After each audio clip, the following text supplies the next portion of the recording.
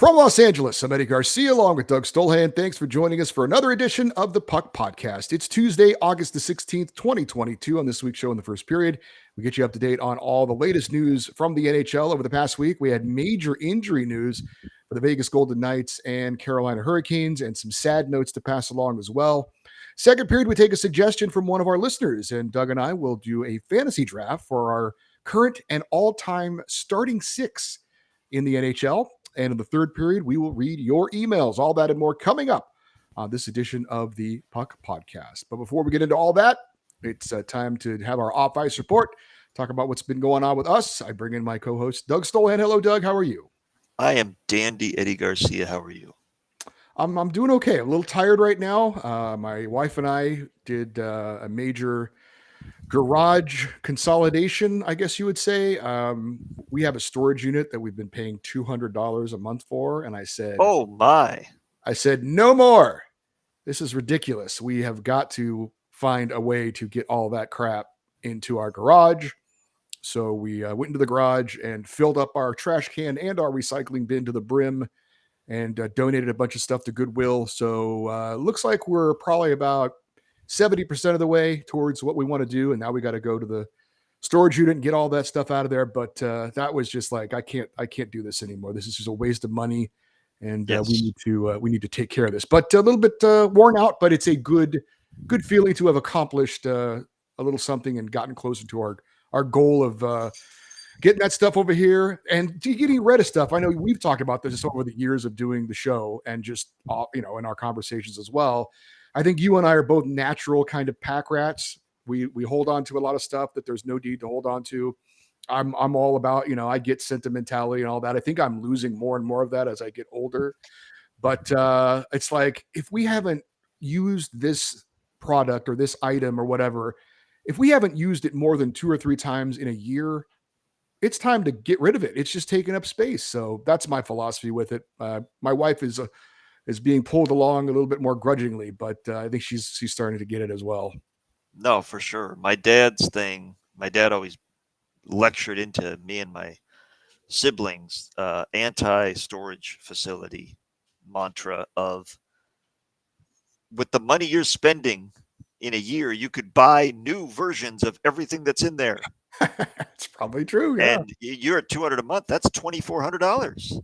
Yeah. Like, just go out and buy a new one. And he said, and everybody thinks, oh, it's nearby, I'll go over there. When are you ever going to go grab your keys, drive over there, unlock it, go through, rifling through it, and there's the jacket I wanted? No, you never do. It just sits there collecting dust. And for us, like 75% of the stuff, honest to God, is like holiday ornament stuff. Like, it's something we use Well, yeah, once a you year. want that. Well, but you want that accessible from the garage anyway. The day you decide to go do it, go out to the garage, grab it, put it out there. And no, I'm with you 100%. And my dad, it's funny that he always lectured us about that. And then he invested in a storage facility company because he knows they're Yeah. huge business and it's all profit. Yeah. I mean, build the building, have one person sit at a desk for 8 hours a day and rake in the money.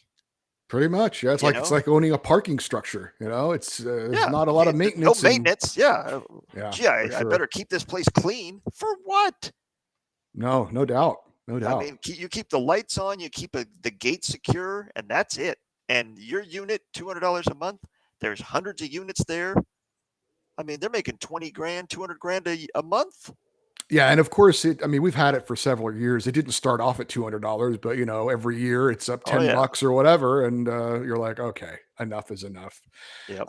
There is a byproduct of this consolidation, if you will, about going through a bunch of stuff. There's a Puck Podcast connection, and it's going to be a special opportunity for our Patreon subscribers. So they will get the details on that. And if you would like to be a subscriber and support us on Patreon, it is patreon.com/Puck Podcast. But I'll be posting about that here in the next couple of days. A special little, I don't know, a benefit, I guess you could say, if you're a Patreon subscriber, by what I have been storing in my garage. Details are to come. Are they is it a bunch of old merchandise? Yes, it is. Yes, it is. Hats? No hats. No, we just. T-shirts. Oh my god, a huge box full of t-shirts. So we'll give. Vintage. We're going to give the Patreon folks first crack at it, and if we got any left over, then we'll let the rest of the folks get their crack at it as well. But I mean, it's not even a crack. The Patreon folks have been very supportive and have literally put their money where their mouths are as far as supporting the show. Everybody on there gets a free shirt. well, We need to figure out the shipping. yeah, that's 100% correct. That's exactly what I'm going to do. I'm going to go through all the shirts, figure out the sizes, figure out the different styles, and let people know if you want them, just pay for the shipping and they're yours, as many as you want. Yeah. I'm guessing no one's going to want like 10 of them, but you know what I'm saying. If you want one of each style, how many years have we had a Puck podcast game? 5 or 6 years. Yeah. More than happy to get you guys those. I like that. I like that a lot. The Puck podcast garage sale. Kind of, yeah. Well, actually, not kind of. Literally. Now you live in a gated community because you hate the general public and you hate people. Yes, You think you're better than everybody else. Well, I am, but continue. Go on. I'm curious. Could you even have a garage sale? Actually, twice a year they have a giant community garage sale. Okay. And it attracts a lot of folks. And I swear, every time we've done it, something has been where we can't take part in it.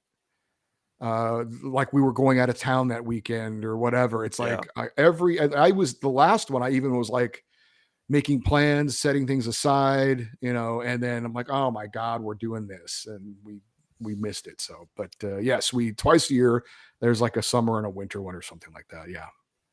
Yeah. Those are always big draws for people because you got a lot of people all having one at once. You can rifle through their stuff. I'm with you on that. I have way too much stuff and need to go through it better. But as Jackie knows, as soon as I start going through it, I go through it like, oh, remember this? Here's that thing. Oh my God. My wife was doing that exact same thing today. Yep. And she's like, we are never going to get through this if you go through every effing box you open. Yep. And I'm like, but there could be something good in there. You have to go through it. You can't just take a box and throw it out. I kept it for some reason. Right. No, you're right. You're right. But I went through my bookshelf in here where I take every time I get an issue of the Hockey News, because I still get a physical subscription, I read it and then I put it up on the shelf. And especially the big issues, the draft preview, the free agency preview, the yearbook. And I'm looking at it and I'm like, I got the 2017 draft preview. What in the hell do I ever need to look at that again for? So it might be fun to look back on it just to see. Yeah. But then once you do that, chuck it. Yeah. I you know what? I can find it online if I'm that desperate for it. Like we're in a world where unless it's something specific that I like having, because I still like having physical books, physical albums. I still have DVDs and Blu-rays. But for the most part, like I got to draw a line somewhere. I can't just be like, I want to have every season of The Simpsons. Well, buddy, there's not enough space on your bookshelf for that because then you got to have every season of Seinfeld and Frasier and this. And so let's just draw the line. Watch them online. They're always going to be available somewhere online. Enjoy them. Move on. So for the most part, I have to, and I envy the people that can live in those small houses that have just digitalized everything basically and own the basics. I got 5 shirts. I got 3 pairs of pants, 10 pairs of socks or whatever and underwear, and that's it. Because that's a life I could not lead. I have to have my physical. The one thing I will say, and I don't know, I don't buy a lot of DVDs or movies, I guess I should say, on digital platforms. But the one thing I would really miss is the bonus content. Like you go buy a Blu-ray and it's like you got the director's commentary, you got the making of, you got this feature, you got that feature, deleted scenes. Do you get that if you buy the digital copy? I have some digital copies and I think it kind of comes in a separate feature thing. So I think so, but I'm not positive. And it may not be 100% across the board. But yeah, because like there's so many of the DC movies I have. I think all of them that they've made since 1978 since the Star Wars or Superman first one, and the only ones I'm missing, I think I'm missing 2 that were released in the theater. I got to get those, but uh, I've seen them all many times, so I like watching them again with the director's commentary because that's something that I haven't seen 100 times, or the extra features. And the ones I really like the worse the movie is, the more enjoyable the director's commentary and the featurettes are. Like when you watch Jonah Hex and they're talking about how great this movie is, and it's so fun to, and it's like, man, this did not come out the way you wanted. I get the work you put in, but no. And that's when I feel bad, is when somebody's like going to painstaking detail to get the buttons right on the outfit. And it's like, man, nobody saw this movie, or they walked out by now. I appreciate your attention to detail to get the map just right in the background of the scene, but nobody cared. Well, you get the satisfaction of knowing it wasn't you that ruined the movie. You did your job. I did my job. That's right. You might get a kick out of this, as I was pranked by you while you were not even involved in the prank. Go on. So I sent this text out to you, and it says, "Are you available anytime tomorrow?" That was obviously yesterday, trying to figure out when we were recording the show today. The response was this: "Tomorrow is the worst day for me. I've got meetings all day, recording a podcast at church, and then prepping for my regular colonoscopy. Sounds like a great day." And did you not know that was not me? Well, but come on, that's just the type of weird response you would send just to be funny. And my response to you was, I can't tell what is real and what is not. And the response was, "It's all real." And my response was, "Church? 2 question marks." And the response was, that was the giveaway. The response was, not any of the rest of it. At a church. It was then that I realized that the DS that I was texting was not Doug Stolhead. It was my old radio friend, David Stein.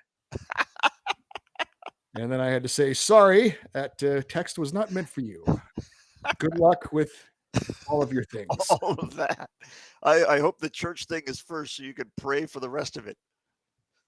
My goodness. I like that of all that, though, the church was the giveaway that this may not be legit. Yes. Yes. Yeah, I am not a religious man, so that would be a giveaway. But yeah, that's funny. So yeah, I'm glad that it went a few texts in and not just immediately.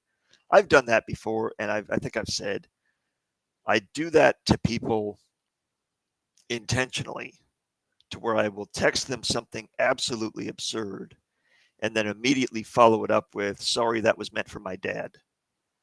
And the reason I do that is to establish that I will sometimes, if I ever send them something by mistake, I can follow it up with, "Sorry, that was meant for my dad." And they'll think exactly what you did. Ha, that's just Doug being funny again, when it could be a legitimate one. But it'll usually be like, "Hey, sorry again about last night. I don't know what got into me. I usually don't drink, so apologies again. Hope most of the hair grows back, and please send me the cleaning bill. I'll be happy to pay it. Send. Sorry, that was meant for my dad." Like, what in the hell is going on with that that guy's life and his dad? But I like doing that to people that if they give me their text at work or something, because it's like, "Oh, text me." Just in case I ever text them something inappropriate, I can immediately follow it up with, "Sorry, that was meant for my dad." And it's already established as canon, on brand for me. Because I have done that before, years and years ago. I hit reply all on an email, and I absolutely lit someone up. And this was at work. And somebody came in and he's like, "What are you doing?"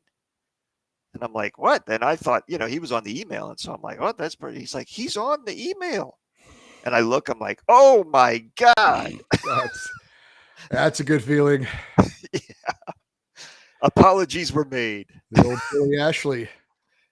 But much like the Billy Ashley, I didn't attack them, their character, or Well, their gender or race. I just said the work is not good enough. This is unacceptable. This is crap. So I apologized, but I still stood by what I said. Much like the Billy Ashley. But if you don't know, if you haven't been listening long enough, Billy Ashley is a former baseball player. He was auditioning to be on Fox Sports Network as a TV analyst. And I had my office at the time. My desk was on the set, and so they told me, "Hey, we got to be quiet. They're auditioning Billy Ashley." And I said, "Billy Ashley? Who gives a hell? Who the hell gives a blank what Billy Ashley has to say?" And somebody leans over and they're like, his wife's right there. And she's like 10 feet away from me. And I look and she's looking towards me. And I just kind of, well, I've said it. So I said, well, seriously. yeah, Billy Ashley did not get the job. yeah. Billy Ashley was one of those guys that everybody thought he was going to be a superstar, and he was not. He was wonderful in batting practice. Majestic blasts into the stands. When the game actually started, not so much. So Who yeah. would be the NHL equivalent of that, Ed? I don't know because they don't have batting practice, but No, but somebody that's just like somebody who Alexander Daig. somebody who looks good, but doesn't really have it. So I don't know. Yeah. I don't know who that would be in equivalent in hockey. Well, let's get into the first period of this week's show. And I'm going to tell you, this is not the most cheerful show as far as news goes. There's been some major injuries to announce and also some sad news as well. But we'll start with the injuries. And how about this for the Vegas Golden Knights, who were beset by injuries a season ago? They haven't even played a game yet, and they've lost their number one goaltender for the season, Robin Lehner, out because he is going to need hip surgery. The 31-year-old sidelined multiple injuries for last season, and it ain't getting any better for him this year, obviously. First season when he was the Golden Knights' number one goalie did not go the way that he or the team had hoped. He was eventually shut down last season in April to have shoulder surgery on an injury that he suffered in February. Lehner had signed a 5-year, $25 million extension with the Golden Knights in 2020. 44 games last season, had a 23-17-2 record, 907 save percentage, and a 2.83 goals against average. As it stands now, Laurent Brossoit, who also underwent offseason hip surgery, projects to be the Golden Knights' number one goalie going into training camp. 29-year-old was 10-9-3, 2.90 goals against average, and a 0.895 save percentage. That was in 24 games. Logan Thompson is slated to be the backup. He's 25 years old. He appeared in 19 games last year with a 15-5-3 record, 914 save percentage, and 2.68 goals against average. Golden Knights also have journeyman Michael Hutchinson under contract as well. I will disagree with you on one thing, and I know you're not stating your opinion. You're kind of going off the reports that we saw. I do not think Laurent Brossoit is the starter going into camp. I think it's Logan Thompson. He played very well last year, and very well, better than Robin Lehner, to the point that I distinctly remember a lot of Vegas Golden Knights fans, because games were huge for them down the stretch, and every point mattered, and they were calling for Logan Thompson to get the crease and Robin Lehner to have a seat. Now, eventually he did because Robin Lehner was injured. But I think they go into camp with a very open mind and say the job is open. But I think as an organization, they're going to be leaning towards starting Logan Thompson as the starter. They want him. They're going to want him to win the job. I think if he plays, if it's even, he gets the job. If it's, I think he'd have to really belly flop in training camp to lose the job. Now, when I say lose the job, I don't think either one of them is going to start 60 games. I think we're going to see a very even split if they don't go out and get somebody. I think it'll be, but I would say the majority of the starts, if you got a home and home or a back-to-back nights and you're playing a good team one night and a bad team the next, Logan Thompson will get the good team. Laurent Brossoit will get the bad team. But this is obviously devastating news at this time of the off season. If you hear this news, if you knew back in April when the season ended, Robin Lehner needs hip surgery, he's going to be out for a year. Okay, we can handle that. We can address it with trades. We can address it in free agency. finding this out now, there are no options in free agency. I mean, Braden Holtby's out there if you want to get at Braden Holtby, and Braden Holtby might be better than both those options when it's all said and done. So maybe you do go out and get him. But the options are limited right now. They don't have a lot of trade capital to go out and get somebody. Braden Holtby, by the way, is only 32. This is not like you're getting that guy off the out of the retirement home. He's 32. He's won a Stanley Cup. Not the worst option in the world, but the cap space is the issue for Vegas at that point. Even with Robin Lehner going on IR, they are still right up against the cap. Would not have a lot of money to spend, and it's going to be tough work for Kelly McCrimmon, the GM, to manipulate this roster in this situation. And for a team that you and I have talked about it multiple times is pretty much all in on trying to win the Stanley Cup. They've mortgaged the future multiple times to acquire veterans to go after it. And this is not a roster that is getting younger. If it's not this year, Alex Pietrangelo gets that year older. Alex Martinez gets that year older. Obviously, Mark Stone and some of the players that they have at forward a year older. So they really, I think, want to go after it this year. And this is devastating news because they had to be hoping Robin Lehner would have a bounce back season, would be the number one goalie they had a couple years ago, would get them to the promised land, get them back to a Stanley Cup final. But him being out for a year is just devastating because even if Logan Thompson is good, even if Laurent Brossoit somehow is a legitimate option, neither one of them are guys that I would trust to be the difference in a tight playoff series when one save could make the difference. And that's what it's going to come down to for Vegas. And they've kind of painted themselves into a corner cap-wise, and it's going to be tough sledding. This was just, I'm not even a Vegas Golden Knights fan, and I was like, oh, no, when I saw this news. Well, Kelly McCrimmon was already on a hot seat, their general manager. He's already gone through a couple of coaches, some pretty successful coaches, now in his third coach in not a long time. And the decision to get rid of Marc-Andre Fleury and hitch your wagon to Robin Lehner. And I know you can't control injuries per se, but you're still on the hook for making that decision when Marc-Andre Fleury is a future Hall of Famer, was wildly popular in that city, is still just playing, has just won the Vezina, is still playing. He's still a number one goalie with the other team now. He's more reliable than Robin Lehner, and Robin Lehner was a guy who had his issues with injuries, with mental health, and that was the guy you decided he's a better option. I know he's younger than Marc-Andre Fleury, but like I said, you're looking to win the cup now. And that decision just looks worse and worse as we go along here. Yeah, you wonder what they and to talk about Robin Lehner is younger. He's a year younger than Braden Holtby. That's nothing. So why not hitch your wagon to Braden Holtby, who's won a Stanley Cup? The decision, and look, this is not hindsight. You and I criticized this move at the time.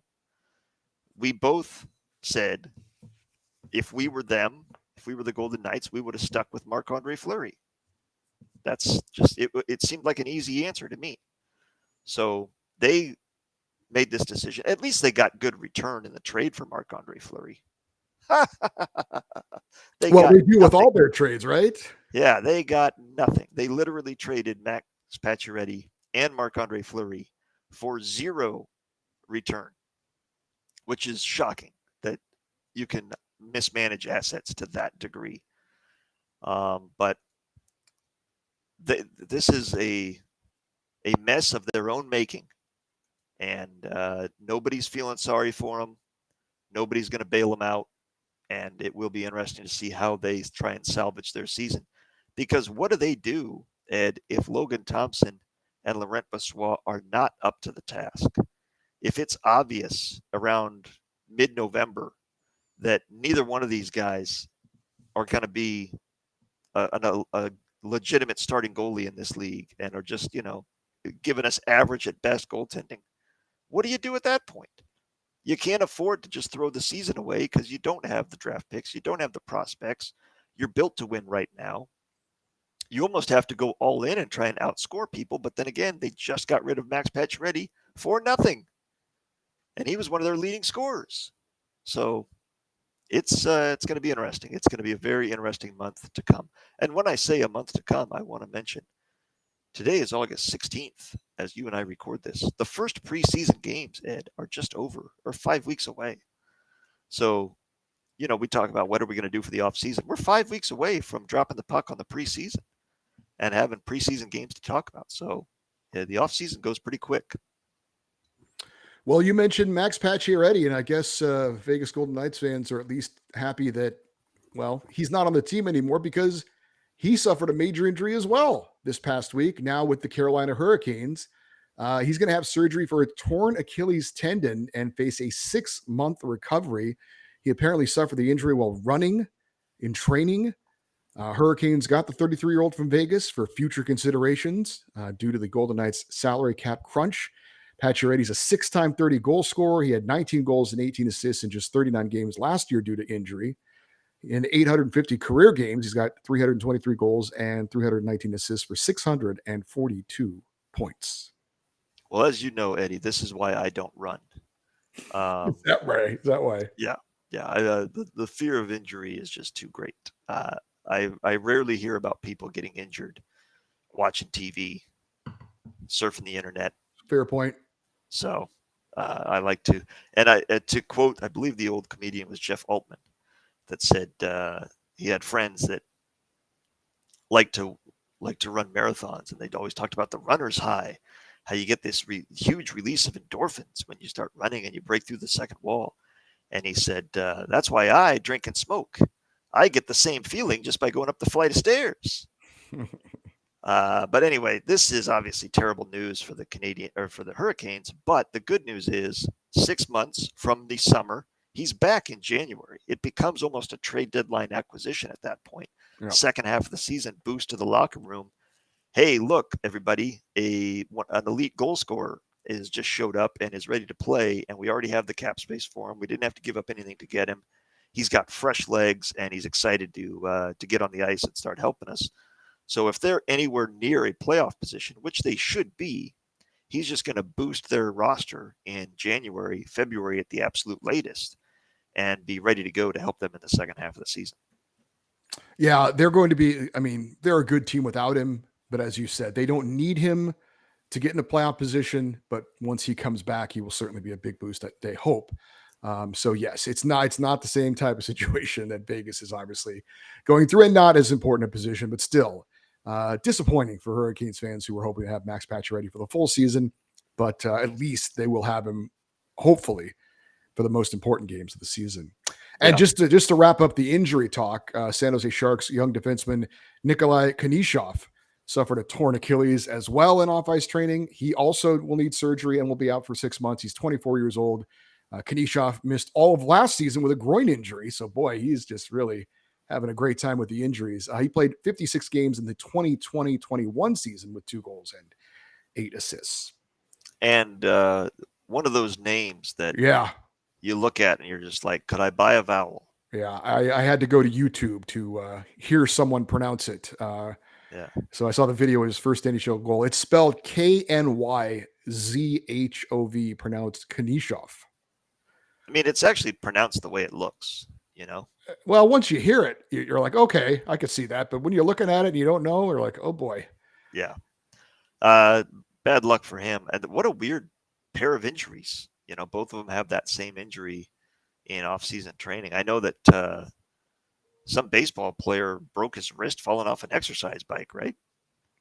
It doesn't come to mind, but it wouldn't surprise me. Baseball players, of all the athletes, have the weirdest injuries. There's no doubt about that. Well, let's not forget Joe Sakic injuring himself with the snowblower.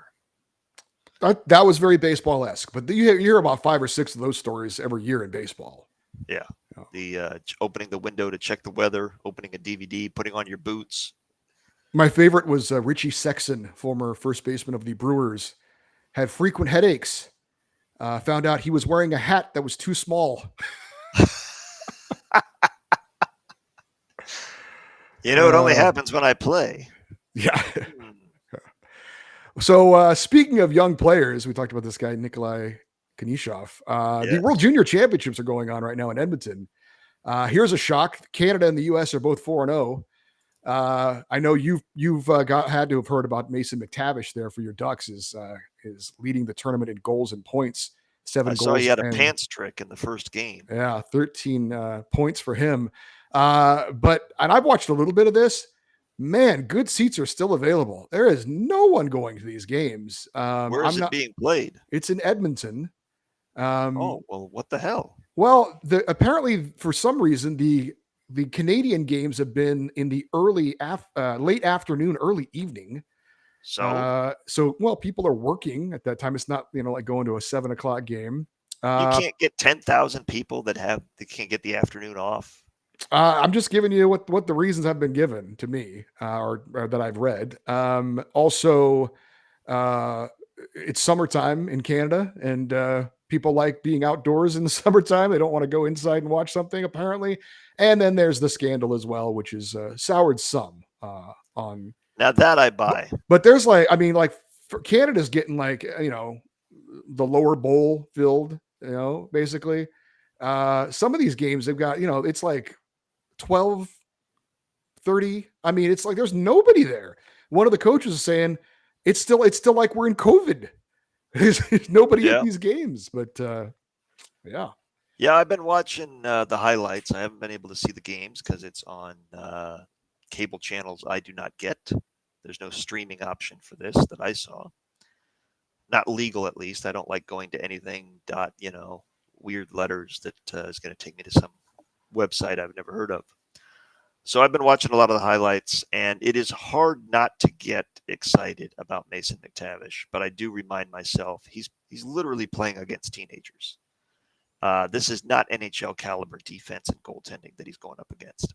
That said, you would obviously rather have him dominate like he is than not. It would be concerning if he had 3 points at this point in the, I want him to be by far the best player on the ice and look like a man among boys.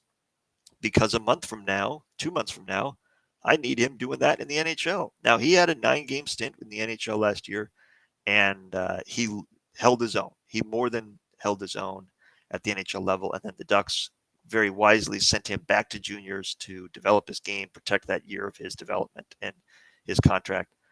I think he's going to come in knowing exactly the speed and physicality that the NHL brings. I think those 9 games is something that's so valuable that teams do not use enough to give prospects a taste of the NHL and just know firsthand how fast, how skilled, and how physical this league is, so that they can then go back to juniors, back to Europe, back to the AHL, wherever it is, and work on developing what they need to develop. My God, I got schooled in every face-off. I got deked. I got outworked in the corners. I got to make my decisions faster. I got to process the game faster. That's a valuable resource. And then come back the next year ready to go, knowing what to expect, prepared for what you're going to be seeing. So I'm very anxious to see what Mason McTavish looks like.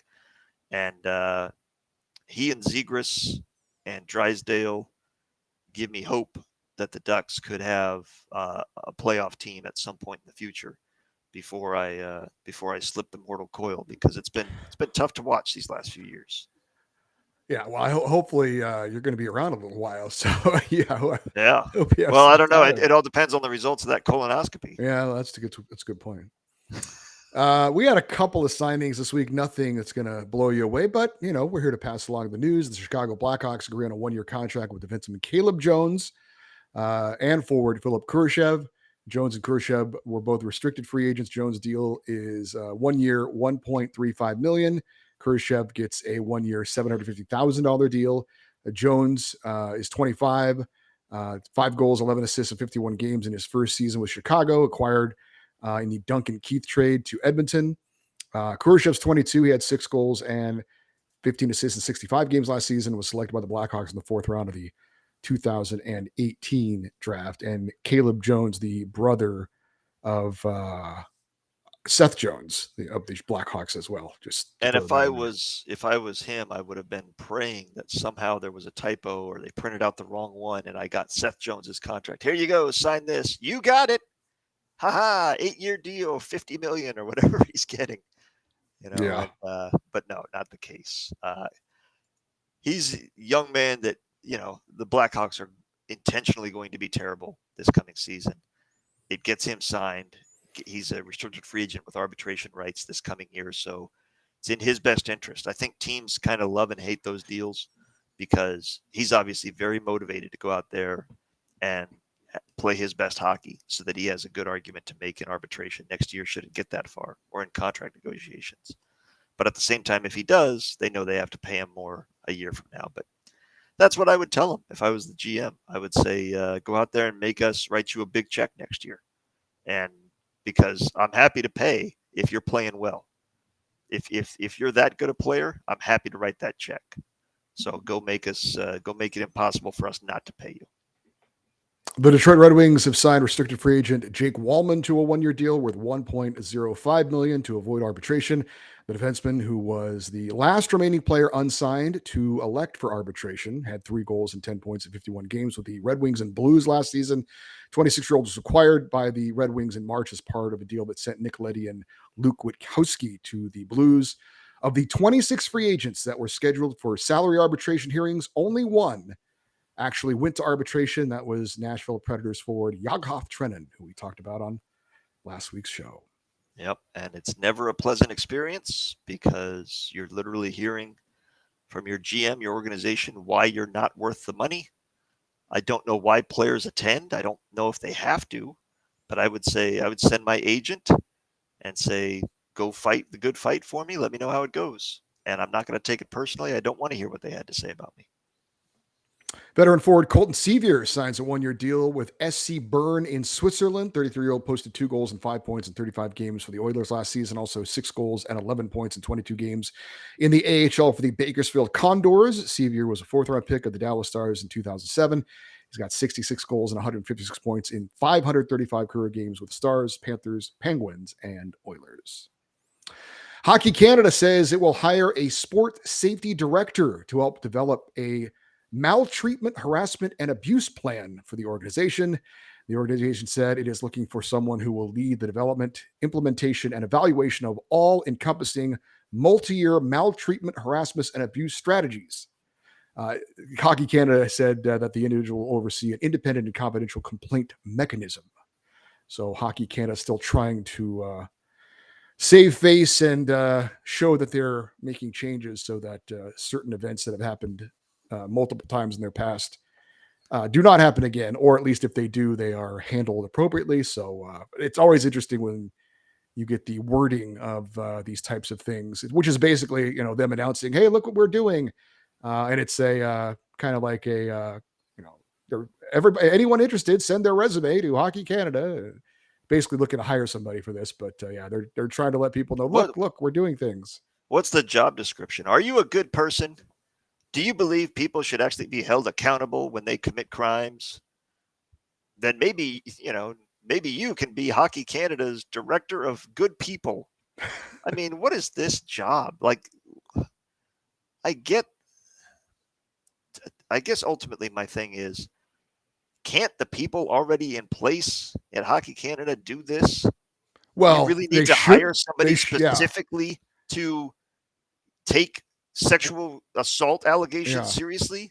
Yeah, well, unfortunately they do, because as you said, the people who were in charge were supposed to handle this properly, but they didn't. And so I'm now sure this person has power over them. Yeah, I'm sure they all report to this person. Not exactly. But so it's just, hey, we got a report of sexual assault at the World Juniors. Oh my God. Make sure person X doesn't hear about it, or they're going to make us actually do something about it. Can we throw money at the problem? Have we tried accusing the accuser of being an immoral person? Let's see what else is in the playbook. Yeah, just throw money at it. That's all we can do. We got that slush fund to make it go away. Make sure they sign an NDA. Terrible. I would love that job and hate that job because it would be easy money, but it would also, every time your phone rings, it ain't good news. Nobody's calling to say, hey, man, I just had all the World Junior guys here at my restaurant and they were great. Big tippers, left their tables cleaner than they found them. Fantastic. Well, thank you. No, it's going to be, they harassed our waitress and did XYZ. Oh, boy. I'm very sorry to hear about that. What was your name? Tim Horton? No, that's where I work. We'll get you a check out immediately, Mr. Horton.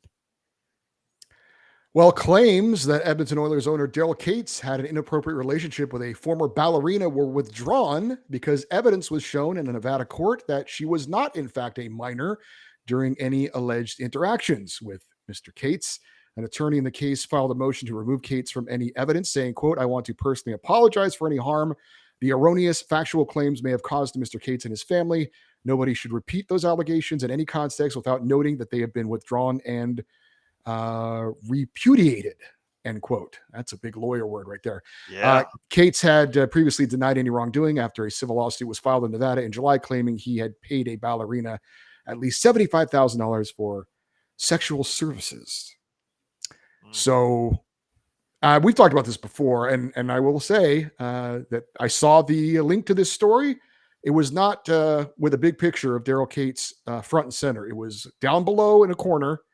And we look on this show, we're going to report the news the way we see it. And I get that there are organizations out there, even quote unquote news organizations, who are reporting the news, but they're also looking to get hits on their website and get hits on their stories. And when there's something salacious and controversial and sensational, they're going to put that front and center. When it's the story of, oh, by the way, this has gone away, it's kind of down in the corner somewhere. That having been said, Daryl Cates is apparently been cleared of having an illegal sexual encounter with this woman. That doesn't mean he didn't have an encounter with her. It's just that she wasn't a minor, as was alleged. Exactly. Yeah, that's my point. He's still a 60-year-old married man, and she was apparently 18 at the time. But again, that's between him, his wife, and her. That's correct. He is not. He's been cleared of any illegal activity. Whether it was he's been cleared of any immoral activity is another story. But again, he has been cleared of any criminal allegations in that case that we had mentioned a few weeks ago, I believe. Yeah. Person X has been accused of having sex with a prostitute. Wait a minute. I didn't pay her. She wasn't a prostitute that day. That was... well, she was off. She was on her own time. She was off duty. Yeah, that was a freebie. No, it's just exactly right. Like, he's not repudiating that he had a relationship with this woman, just that she wasn't a minor. Well, I think he is saying that, or he has said that through his representatives. Yes. Okay. But the attorneys are just saying that, this evidence that was admitted has been proven to be wrong. And so we are now striking this from the record of this lawsuit that's going on, which they should, which they absolutely have to, you have to do that. Yeah. Yeah. Now we get but the damage has been done to his reputation. Right. Like I said, your point, the accusation was front page and the retraction was page 5. Well, let's put it this way. I was looking for news this week, and I had to look for it. It didn't find me, so to speak, other than, Robin Leonard. That's all over Twitter and stuff and whatnot.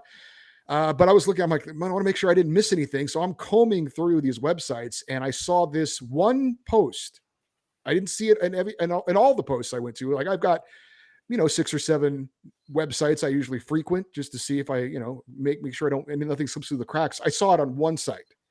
So there you go. Well, I just typed in Daryl Cates to the Google machine and hit enter. And first of all, may I say that these pictures make him look like some sort of Oompa Loompa that went to a tanning salon. Yeah, he's got something terrible. He's got some issues physically going on with him. They have not divulged what's going on with him, but he has. There's something clearly wrong with. I don't know if he went for a facelift and it went really bad, or if he's got some sort of disease that's medical. affecting Yeah, the way if he he's looks. got a medical issue that is causing this, then my Yeah. apologies, but he looks He does look terrible. like you're not wrong. He does look like an Oompa Loompa. I mean, that's that's true. Maybe I know you weren't intending to be mean spirited, but when you look at the picture of him, you're like, wow, what's going on here? Yeah, like that's the first thing because I know what I in my mind what I think of Daryl Cates, and then when I look this, it's like, well, that looks like David Coverdale after a car wreck. Like, what happened here? That's anyway. Yeah. When I typed it in, the pictures that came up are very unflattering of him. Yeah. But it is the top stories. All 4 top stories are claims against Daryl Cates dropped. Civil claim accusing Daryl Cates is withdrawn. Oilers owner Daryl Cates claims withdrawn. So that's good, at least that is the first thing that comes up. A couple of really sad notes from the hockey world this week. The first one is Hall of Famer Borje Salming has been diagnosed with ALS, or Lou Gehrig's disease. ALS, if you don't know, is a progressive nervous system disease that leads to paralysis, respiratory failure, and death, usually in 2 to 5 years from the onset of symptoms. Salming, 71 years old, is receiving treatment in his native Sweden. He played 16 seasons as a star defenseman with the Maple Leafs from 1973 to 1989. He was inducted into the Hockey Hall of Fame in 1996. Borje Salming said in a statement, quote, "I have received news that has shaken me and my family. In an instant, everything has changed. I do not know how the days ahead will be, but I understand there will be challenges greater than anything I've ever faced. I also recognize there is no cure, but there are numerous worldwide trials going on, and there will be a cure one day. Since I started playing ice hockey as a little kid in Kiruna, and throughout my career, I've given it my all, and I will continue to do so," end quote. Salming was one of the first European stars in the NHL, played over 1,000 NHL games with the Leafs, ranks 4th among the team's career scoring leaders with 768 points. In 2017, he was voted as one of the 100 greatest players in NHL history. I remember meeting him at that event, and obviously a much happier event. I'm a pretty empathetic person. I'm pretty good at putting myself in other people's shoes and thinking, how would I feel in this situation? And that is something that I cannot process, what it would be like to get that news. That you have a disease that has no cure, is fatal, and is just going to make you progressively get a degradation of your physical abilities. Yeah, that disease is The terror that would go through me.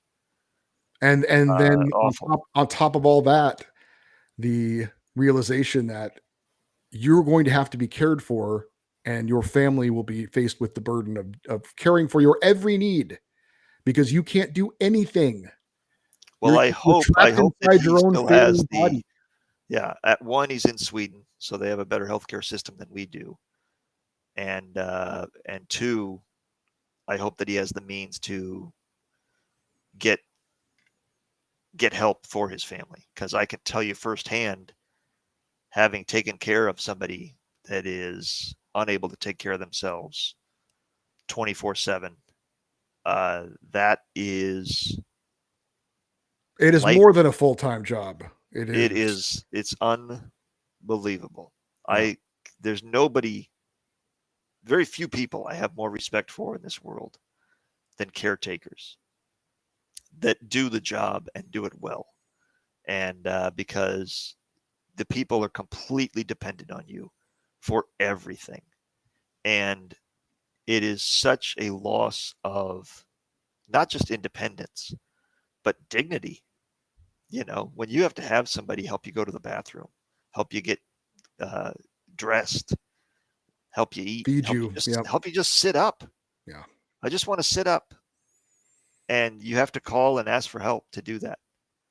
It's you really have to be a special person to make that person feel comfortable with you, and to make them not feel like they're a burden, and yeah. And and not be resentful to them. as you know firsthand, you may love a person to death, but it still wears on you. You're a human being, Yeah, that constant attention and basically your life is almost on hold to take oh, care of them. 100%. It's tough. It's very tough. Yeah, Uh, so that's awful news for Borja Salming. Very, very tough to hear that. and not to be cold hearted in any way, because our next story is even worse.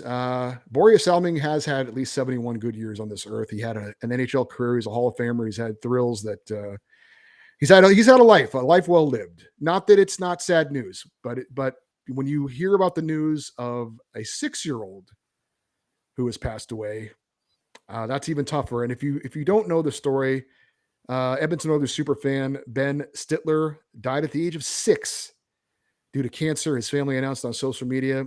Stetler was diagnosed with a form of brain cancer 2 months ago before his 5th birthday. He fought through multiple surgeries to remove a tumor, underwent numerous radiation treatments and several rounds of chemotherapy. The Oilers invited Stetler to skate on the ice prior to puck drop in a game against San Jose on March 24th.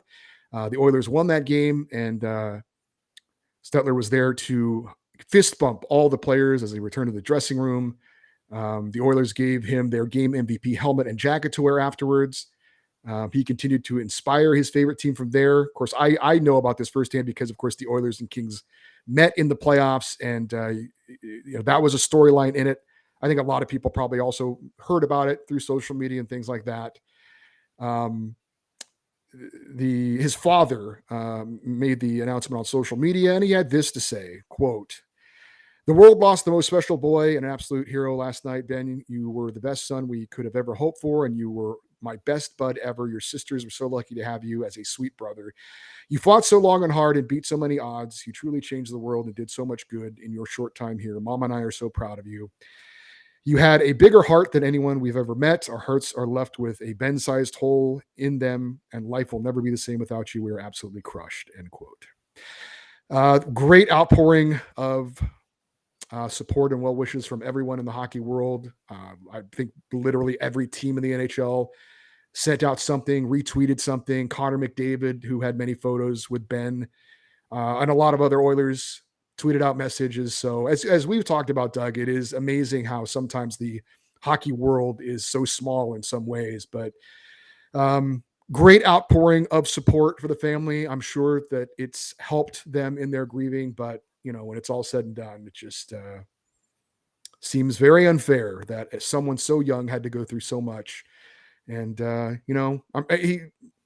it's tough. It's very tough, but proud of the hockey community for the way they've stepped up to support and offer words of encouragement. But it's still just it just seems very unfair when a child has to go through something like that.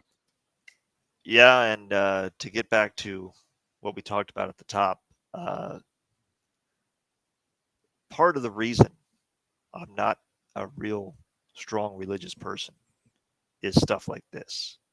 It is hard for me to believe in any deity that would allow the capriciousness to have a 5-year-old get brain cancer.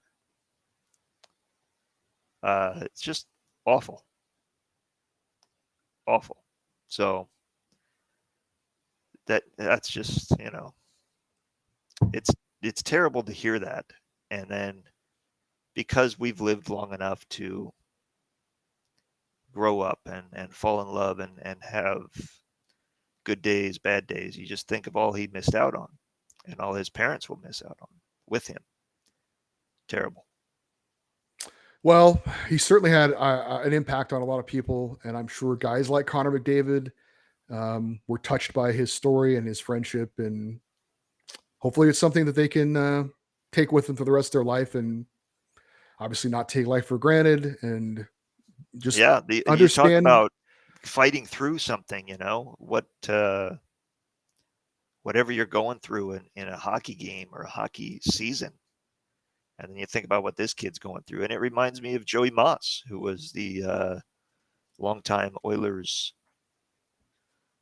Locker room attendant, locker room somewhere. attendant that was a good friend of Wayne Gretzky and made a connection with him back in the day. And just the spirit and the energy he brings to the rink every day.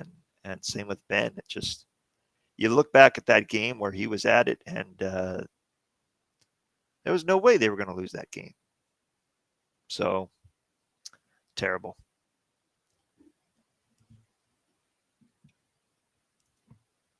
Stop. We're still recording on video. I'm going to turn a light on real quick, so Doug will entertain you for a moment, I'm sure. But hold on one second. I'll entertain you by telling you about the time I met Eddie Garcia. I first met Eddie at Fresno State when I apparently went to the KFSR studios and applied to be a sports reporter. I then did not get the job immediately, but I was walking through campus a couple weeks later, and Eddie saw me in the quad near the fountain at Fresno State, and he said, "Hey, how's it going?" And I had completely forgotten who this gentleman was. So I said, "Good." And he asked me a couple other questions. I didn't have any context to put it together. We went our separate ways. And then like a week later, I heard from him about the job, and I went and met with him. And I'm like, "Oh, that's that guy that talked to me over by the fountain." Okay. So I'm glad I didn't give him any attitude, or we wouldn't be doing this show right now. Do you And the remember any of rest that, is Ed? history. No, I don't. Yeah. So You left a great impact on me. All right. You ready for the second period, sir? I certainly am. All right. 3, 2, I 1, get to play the record. fun game of what's this on my shoe? And it's not on the bottom of my shoe, it's on the back of my shoe. Does it smell? Let's taste it. Oh, it's poop. Are you recording? No, I am recording now. All right. Second period, August 16th. Time for the second period here on the Puck Podcast. No interview this week, and we have a special segment. So we'll see how this goes. But we were inspired by an email from last week. Dave in the UK had a suggestion that seemed fun, and he wanted us to have a draft of our starting 6. Of course, 3 forwards, 2 defensemen, and a goalie, made up of current players and former legends in their prime. And I assume current players in their prime as well. So apparently we're supposed to toss a coin to see who picks first. I do not have a coin on me. Do you have a coin, Doug? I do. Oh, Would you like heads or tails? tails never fails. Let's see. It is heads. Tails has failed me. So I will take the first Nothing pick. beats rock. I will Good old defer. rock. I will defer and take the first pick in the Legends game. Wow, he's deferring to the second half. All right. This, according to the rules from Dave in the UK, he says once a player is picked, he's off the board for the next person. Players picked must be in their normal position. You can't take 3 centers and play them all at forward. So you've got to take a center or a left winger and a right winger. And so I guess I'm picking first. And we are starting with the current players that we would like to make up our starting 6. And with my first selection, I will shock no one by going with Connor McDavid. Sidney Crosby was a strong consideration, but there's no one quite like Connor McDavid in his prime with his speed and his scoring ability. He is a very unique player, a player that we haven't seen as great as some of the other players we have seen are. He's just unique, and he still has things to prove. But I'm taking Connor McDavid with a pick that I assume will shock no one. I was very surprised. One thing about this, only picking one center, one version of each thing, is I now don't have to pick a center until last. That's correct. Because you can't take another center. So I'd be a damn fool That is absolutely correct to take anyone else. So I will instead go with a guy that I would love to have on my team in real life and will certainly love having him on my fantasy roster here. And that is one Matthew Tkachuk. He can score me 40 goals, get me 100 points, piss off the other team, and plays in a style of hockey that I will enjoy having on my team. So kind of that Swiss Army knife that I always like having. And so that's going to be my first pick is Matthew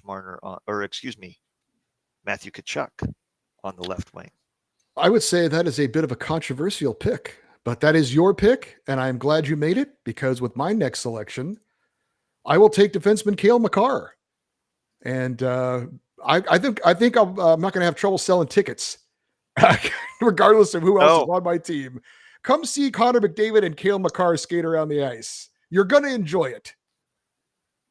there's no doubt. And that does, obviously, he was going to be my second pick if I got that far. But I'm going to take a guy that actually scored more points at defense last year. And that's Roman Josi.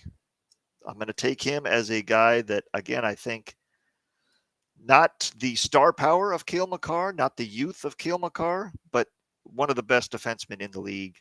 Gives me 20 plus goals. He had 96 points last year. That's top 11 in the entire league. So I've got an offense that I'm building here that I think is going to be just fine, as do you. Yes, But I think I got a little bit more size and defensive ability than in my roster so far. Yeah, I don't think anyone's going to be disappointed with their team when it's all said and done. No, we're only picking 12 players. I know. So again, if I'm going by what Davis said, and he said that we'll be picking players from in their prime, right? Then my next Oh, selection. I was going with current. Well, he said, what do you say? Once I'm looking at his rules. Where did I see this at? I thought that was for the all-time team. I'm going to go. I'm not picking somebody now that's 70 years old. I don't want that. But currently, I'm picking the current team. This is for this coming season. All right, that's fine. We can do it that way as well. I'm still going to pick Alexander Ovechkin as my left winger, the greatest goal scorer of all time. I'm not going wrong there. I'm cool with that. Well, that's. I certainly could have gone with Leon Draisaitl and been very happy about that and have him and McDavid play together, but I'm going to go with Ovechkin. Well, you could argue that Draisaitl is not a center or is a centerman and therefore is ineligible to be picked. But are we doing the two wingers? Like, do they have to be a dedicated right winger? Yes. Or can I just pick two wingers? Well, he said you couldn't pick three centers and play them all at forward. So I took that to mean left wing, right wing, but whatever. There are no rules here. If you want to pick a winger and play him on the other side, that's fine.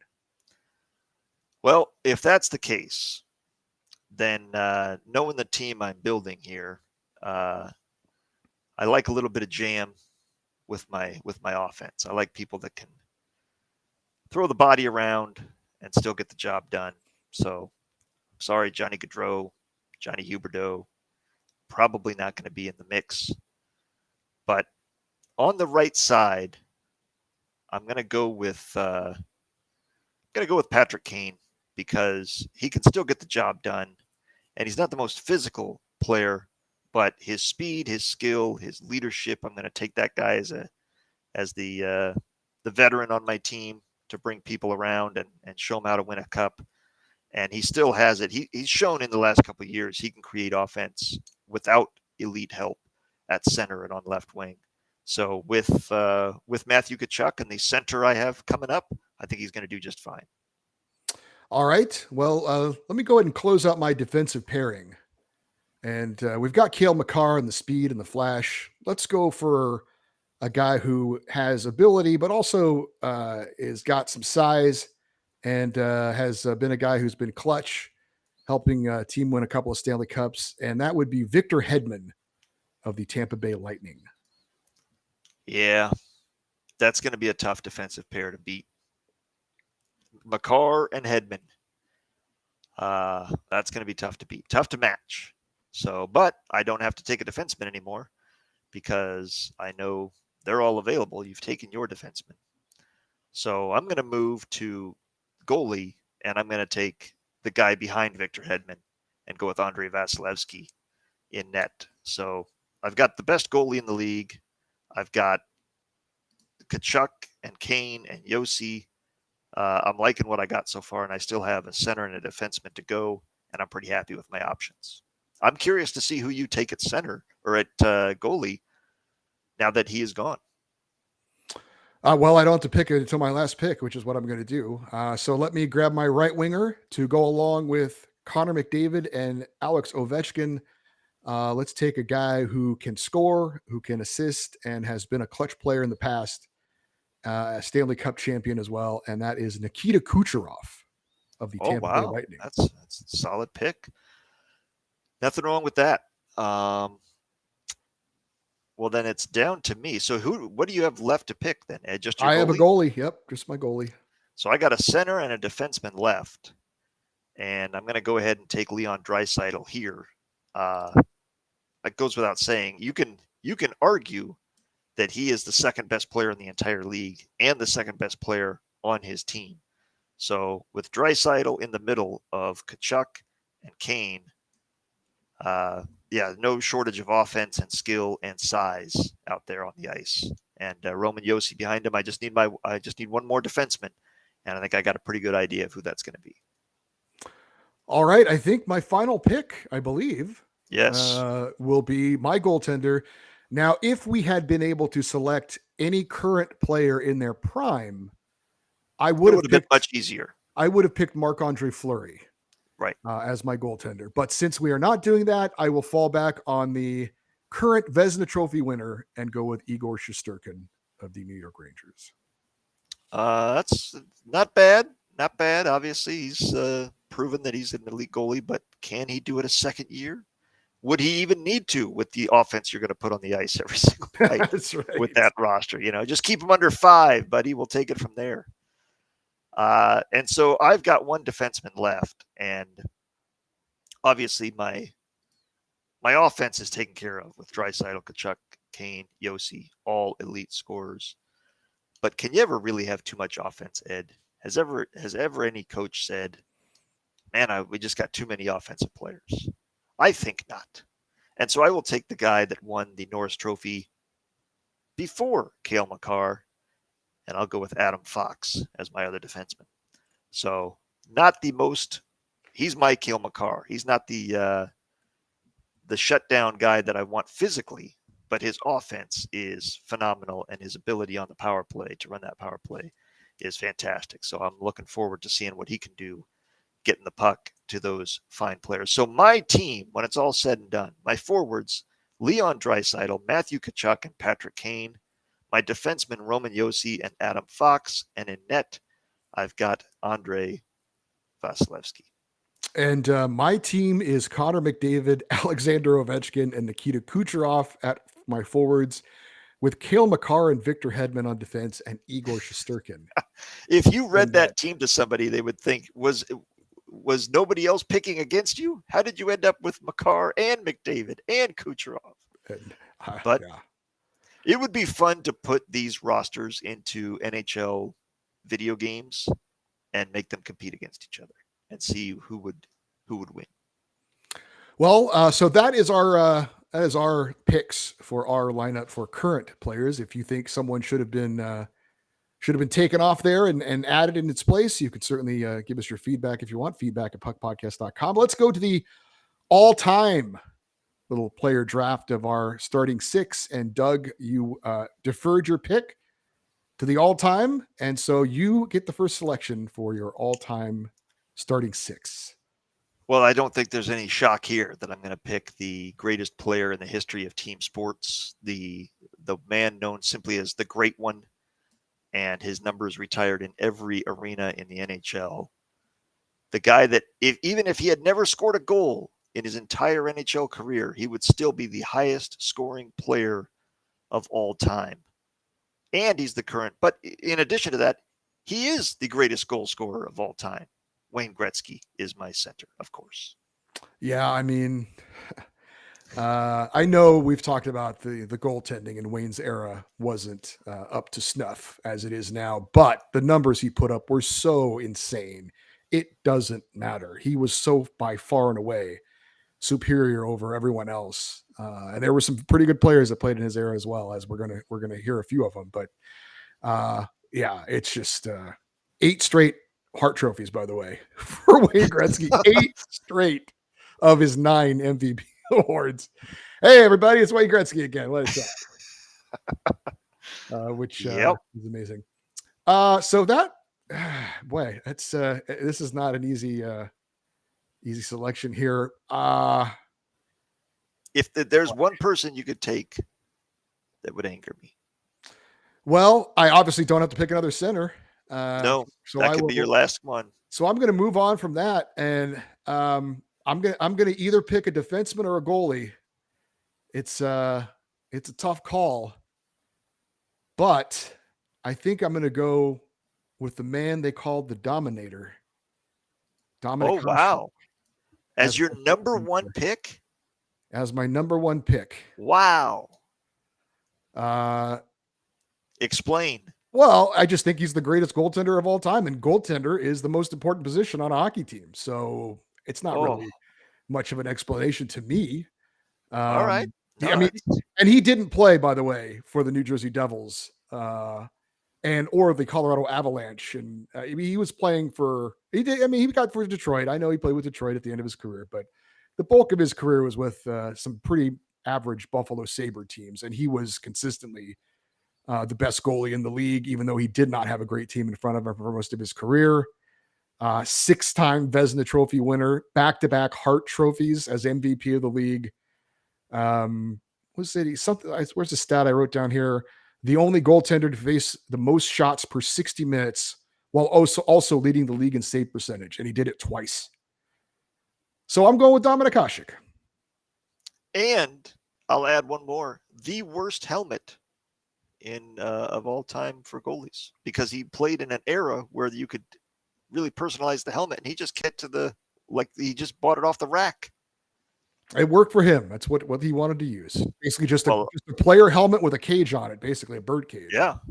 I have some fantastic goalies to choose from when I get to my last pick. So on my second pick, knowing that I don't have to take a goalie, I can take a look at a position that is not that deep uh, in all time players. Now, all of these are obviously great, right? Like you're looking at this and you're saying there's no bad option here, but there is one where it gets a little leaner than the rest pretty quick, and that's left wing. And I cannot take Alexander Ovechkin because he's still active. Yep. So there's another choice there, and I'm going to pass on it because it's kind of your guy, Mm-hmm. and it doesn't fit the style of hockey I like to play. He was soft. Never saw him throw a I mean, Wayne Gretzky wasn't exactly No, that's right. That's why I need to beef it up okay. because I already got my center who's out there just to score. All right. So at left wing, I'm going to go with Brendan Shanahan because that man was the complete package as far as offensive ability, leadership, physical play, defensive play. I just loved everything about his aspect. Now, when you look at all time, he's fourth all time in left wings in scoring. He is, I think, third all time in goals scored by a left winger. So he's one of the all time greats at that position. But that's a thin position. I don't want your guy. So I'm going to take my guy, Brendan Shanahan. And I like where I'm starting. All right. Well, I think that's a little bit of a reach for your second pick, but I understand where you're Says coming the man from. that took Dominic Hasek. Yeah, the greatest goaltender of all time at the most important position. That's not something you want to get. I am thrilled. I think I'll have the greatest goalie of all time. Thank you. Well, that's your opinion. I am thrilled that you picked Brendan Shanahan because then that leaves me. I was debating over this person or Dominik Hasek, and I get him anyway. And that's the greatest defenseman who's ever played the game, Bobby Orr. Way ahead of his time. Nobody did what he did in his era as far as being able to score. The only player, I love this stat, the only player in the history of hockey to win the Norris Trophy, the Art Ross Trophy, the Hart Trophy, and the Conn Smythe Trophy in the same season. Bobby Orr. He had 9 hat tricks. First defenseman ever to score 30 and 40 goals in a season. First player to register 100 assists in a season. The only defenseman to lead the NHL in scoring, and he did it twice. I mean, this guy was so far ahead of his time. It is amazing. So I'm thrilled to have Bobby Orr as one of my defensemen. There's nothing wrong with Bobby Orr. The question of eras comes in. Did he have the speed, the skill to play in today's era? If we're looking at it, what would he have done against a 30-team NHL? Probably been even more dominant because it would have been watered down. But nothing wrong with him. He is the guy that Wayne Gretzky says is the greatest hockey player of all time. So that tells you all you need to know about him. I am also going to go defense because it's a key position on any team, and I'm going to take the man that is the all-time leading scorer among defensemen, was a physical presence on the blue line for many years, helped win a Stanley Cup, and is another Boston Bruin legend. You may call him Raymond, but it's Ray Bourque. And I'm very happy to have him patrolling my blue line and getting the puck up to Gretzky and Shanahan. And I think, again, the size, he wasn't the tallest guy, but he was wide and he used his physical presence on the ice to clear out the crease, knock people off the puck, and had the ability, all-time goal-scoring leader among defensemen with 410 goals, all-time points leader among defensemen with 1,579 points. His offense is great. He's going to be good on the power play, and he's a stalwart defensively. Cannot go wrong.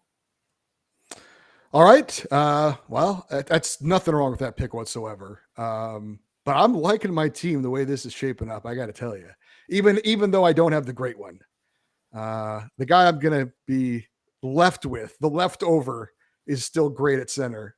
So I'm looking at right wing, and I'm going to pick Gordie Howe as my right winger. Now I think maybe his legacy is a little bit lessened because people think about him at the end of his career when he's skating around out there with the silver hair and just kind of, out there to keep playing. But when he was in his prime, he was a beast. He was physical, he was nasty, and he could score. I'm feeling pretty good to have Gordie that's Howe. A fantastic pick because I know who you're going to take at center. Yeah. So lining up those left wing or your options is pretty strong right now. I didn't see. That's one thing. Like we only see the highlights. I don't know that I've ever watched a full game of Gordie Howe in his prime. I don't know. Sure. If that would be black and white, probably. Yeah. Oh, 100% it would. And again, it's an era thing. How would he do against today's era? But against his peers, like Wayne Gretzky, he was so far better than everybody else on the ice that it's hard not to think he would be just as good today with the training and the skill and all that stuff. So it is hard to put that down. I'm going to go with defense because I don't have. You already took your goalie. You already took your right wing. I have my choices there. So I'm going to go with a guy that played with Wayne Gretzky, my centerman. Ooh. And is second in all-time scoring among defensemen. That's Paul Coffey. So I've got a guy that I think the offense is going to be unbelievable with these guys, but little chemistry right off the bat. And he's just a dominant player. The guy scored 40 goals as a defenseman in the NHL, and that's absurd. In fact, one year he had 48 goals as a defenseman, 138 points. That's finger licking good, my friend. And if I'm getting him in his prime, I'm getting that season of Paul Coffey, not the one that went on to play for, the Flyers and the Hurricanes and the Bruins at the end of his career. I'm getting prime Oilers, Penguins, Paul Coffey. And he didn't play for the Hurricanes. I don't think they were around when he played for the Hurricanes. Did he really? Yeah. He played until 2001. He and Ray Bourque retired the same year. Wow. And so that's another thing, like his era, like he played in the modern era. So I know he can play at a high level because he continued to play into the modern era. And he played until 2001. His last season was with the Boston Bruins, just 5 years before we started this podcast. Wow. And he's going to be a teammate of another player I'm about to take. So I got the chemistry going, baby. I should say so. All right. Well, there's no need in waiting any longer for this next player, even though I could if I wanted to. But you took the great one. I will take Super Mario as my center, and be very happy with the leftover Yeah. selection. The only player with 3 8-point games. The only player to score 5 different ways. Most power play points in a season with 80, and he had 13 shorthanded goals. So it wasn't like he only played on the power play. I mean, size and skill. Maybe no one's ever had that kind of combination like he had. He obviously played in the Arrow with Wayne Gretzky. Had there not been a Wayne Gretzky, he would have all the records and all the Hart trophies and whatnot. But he did play in the Arrow with Wayne Gretzky, so he had to kind of play second fiddle to him. And I guess he's doing it again in our little fantasy exercise as well. But again, very, very thrilled to have Mario Lemieux as my center. I mean, why wouldn't you be? The guy was, if it was not for illness, he would be far higher on the career points list. And even as it is, he's 11th all time in scoring. So that tells you all you need to know about that guy. Actually, I should correct myself. He is 8th all time in scoring. I was looking at the goals list. 8th all time, and he missed some seasons due to illness. Absolutely amazing. And he single-handedly saved the Pittsburgh Penguins franchise from relocation and made them the thriving franchise they are today. So a fine pick there. You can't go wrong with these all-time teams. So I get to my right wing, and I've got some options here. My sentiment, my heart tells me to go with Teemu Selanne, my favorite player of all time.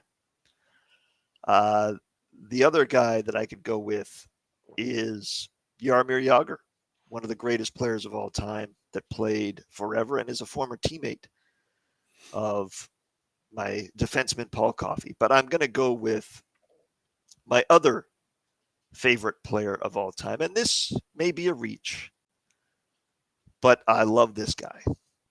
Absolutely always love this guy. And he will be the heart of my team, which is a great team, because he is the ultimate Swiss Army knife. And that is Jarome Iginla. I love the way Jarome Iginla played hockey. I loved watching him. He was tough as nails. He was very good offensively, defensively, was willing to drop the gloves, which I think you're going to need on this team because they're going to be taking a lot of runs at Wayne. But Jarome Iginla could hold his own. We're going to need a net front presence on this team. I think he's good for that.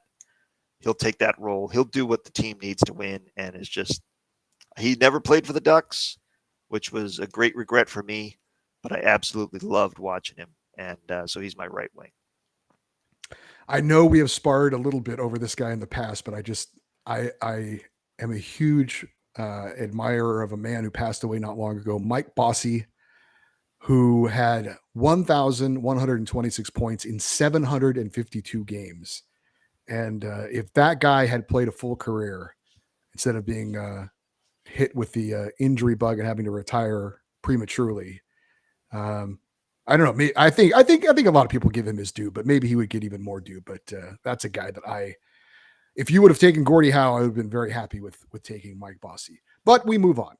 Yep. So I think that's true of a lot of players, though. You could make an entire team with Mario Lemieux, Mike Bossy, and I would throw Paul Kariya on there as well as guys who, if injury did not derail their careers, they would have been some of the all-time greats. Now, all three are still in the Hall of Fame. Right.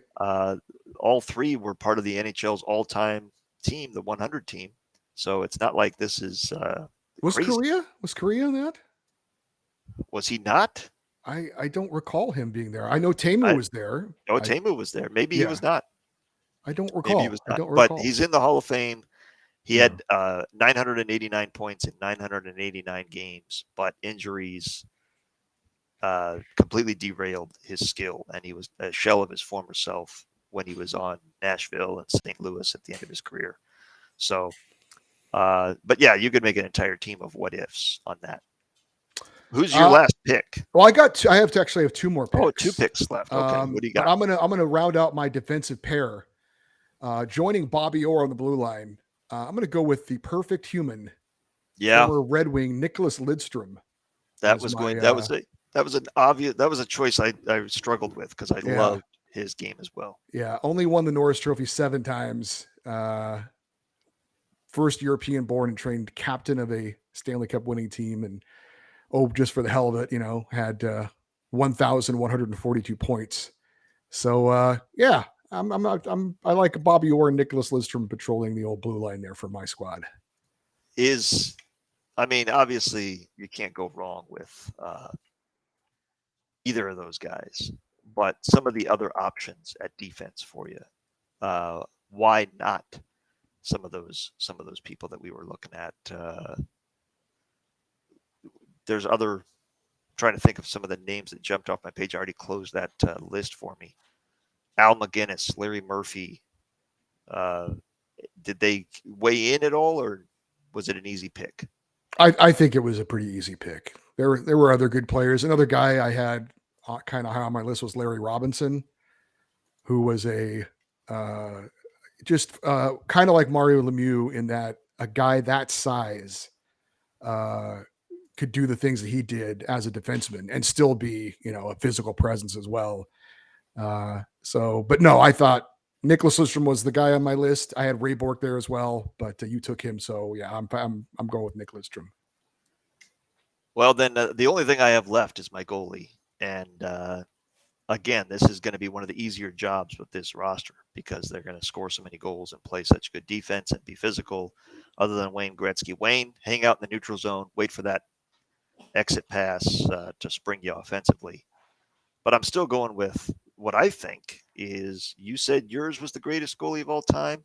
I think mine is giving him an excellent run for his money in all ways, and that is Martin Brodeur. He did not play in the biggest market and didn't travel around. He ended his career with St. Louis. Of course, we all remember him best there. But really, the guy was unbelievable with the New Jersey Devils and played their style of hockey to a T. He's the NHL's all-time leader in wins, the NHL's all-time leader in saves. His career goals against average, in all-time leader in games played, by the way. He played in over 1,200 games as a goalie in the NHL, and his career goals against average was 2.24, which is just ridiculous. Just absolutely ridiculous. It's slightly higher than Dominik Hasek's, but he played 500 games more than Dominik Hasek and still maintained that level of excellence. He won multiple Stanley Cups. He won multiple Vezina trophies. He was a Jennings Trophy winner multiple times for fewest goals allowed. Calder Trophy winner. I believe he won Olympic gold as well. I'm going to have to double check on that, but I believe he played in the Olympics when they won as well. But it's just, this is a guy that, he won 2 gold medals in the Olympics. So he's a winner. He's got the size, the attitude. Patrick Waugh was a very close second for me just because of his truculence, to steal a word from Brian Burke. But I'm going to go with Martin Brodeur, literally the most successful goalie to ever play in the NHL. He actually was third on my list. Behind Waugh? Behind Waugh, yeah. But Yeah. I would have, look, I'm not, it may sound like I'm trying to slight him. He's obviously an amazing goalie. Maybe a little bit downgraded in my eyes because of the team he played on and their defensive system. And guys in front of him like Niedermeyer and Stevens and all those guys. He had a lot of help defensively. That doesn't mean he wasn't amazing and great. I just think Dominik Hasek didn't have that help and still was amazing. And I don't know, Patrick Waugh, he's played on some good teams too. I think I would have had Waugh as my second goaltender over Brodeur, but that is a debate that has gone on for I don't know, man. while in I recently hockey watched a circles. game where Patrick Waugh gave up 9 goals. He didn't look too great to me. In fact, his team traded him after that. Yeah. How did that work out for them? With my final selection, Doug called him my guy, and that would be my left winger. And I like you would have selected Alexander Ovechkin had he been an option, but he's not because he is still playing. So I'll settle for the second all-time leading scorer as a left winger in NHL history, and that is Luc Robitaille, 1,394 points. He is 22nd in NHL history in goals. No, in points, 13th in NHL history in goals. 8 seasons with at least 44 goals to start his NHL career. Had 63 goals in a season, had over 50 twice. Does not bring the physical presence that Brendan Shanahan did, but that's okay. I'm fine with putting Gordie. You can go next to Gordie Howe and Mario Lemieux, and I think he'll be my third option. But that's still a decent option. So I'll go with Luc Robitaille as my final selection. It's funny. He was my my fourth option at left wing, and I knew you were going to take him. So I didn't even think about it because if you took him, I'm like, that's all right. But I remember watching him and thinking, there's a guy that if you win 5-1, he's got 2 goals in the game, and they were goals 4 and 5. I never thought he was a clutch player. Now, I didn't watch him as often as you did, but I never looked at that guy as a guy that, man, when I need a goal, Luc Robitaille is going to hop over the boards and get one for me. And Wayne Gretzky, I'm willing to look the other way offensively physical play because he's the greatest offensive player to ever play. And I got plenty of that on the rest of my team. But I was looking at Dave Andreychuk. I was looking at Bobby Hull, just bigger guys that could go out there and play. But I think when it came down to it, knowing that we were only going to be picking one, I thought if I get either Shanahan or Andreychuk, I'm pretty happy because they're elite offensive players right in line with what Luc Robitaille put up, but they also bring other elements to the game. Not that Luc Robitaille is going to struggle on your roster. Lord knows, I think you and I would get a couple points out there just chipping the puck in and having it retrieved. But these are some elite teams. But I'm interested. So again, to recap my all-time team, I've got the great one at center with Wayne Gretzky. On the left of him is Brendan Shanahan. On his right, Jarome Iginla. And on defense, I've got Ray Bourque and Paul Coffey with Martin Brodeur. Should anything go wrong and the other team get the puck, Martin Brodeur is back there to make the save. And Ed's team is just as impressive, especially if you like watching hockey in black and white. Well, I don't know about that. I've got, a couple of guys that are old school, but certainly amongst the greatest of all time. Yep. But yeah, I love when people say who's the greatest hockey player of all time, I have the guy that wins, and you have the other 3 candidates. Yeah. What was I gonna? I just lost my train of thought. What was I gonna say? You said I love. Oh well. Anyway, yeah. So here's my my starting 6, if you will. I got Mario Lemieux at center, Gordie Howe and Luc Robitaille on the wings, Bobby Orr and Nick Lidstrom on defense, and Dominik Hasek in net. Oh, I was going to say I love Jarome Iginla. I love Jarome Iginla. I think that was a pick with your heart more than maybe your head, but it's your team. You're allowed to do whatever the hell you want. Well, he's not a bad player. Certainly not. But he can bring the physical play, and I think he'll keep up just fine offensively. I believe Robitaille and Hasek were teammates on the Red Wings, were they not? I think they were.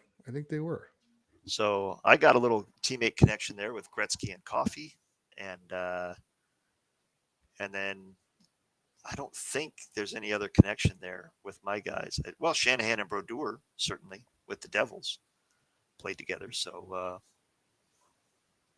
did possibly they not? Maybe early on in the career. I don't. Brendan Shanahan wasn't there for too long, right? He was only there for first few years. 4 years of his career, and Martin Brodeur was definitely the goalie at that time. Okay, all right. So Dave in the UK, thank you for your suggestion for this second period feature. I hope you enjoyed it, and I hope everyone else enjoyed it as well. And if you have any thoughts on why my team is so much better than Doug's, both current and all time, feel free to share your thoughts. Feedback at puckpodcast.com.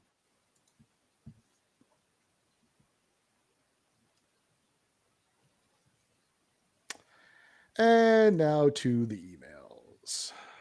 Lots of emails.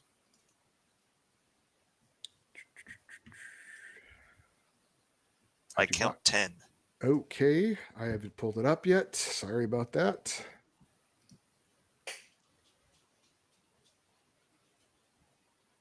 Spencer's looking at me like, when are you going to be done with this?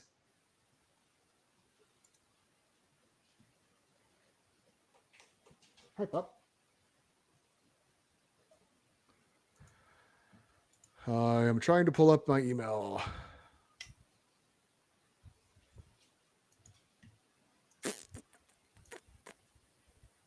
All right, here we go.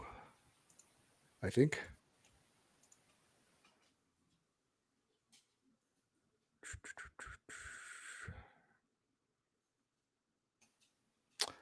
And this is why we edit this stuff out.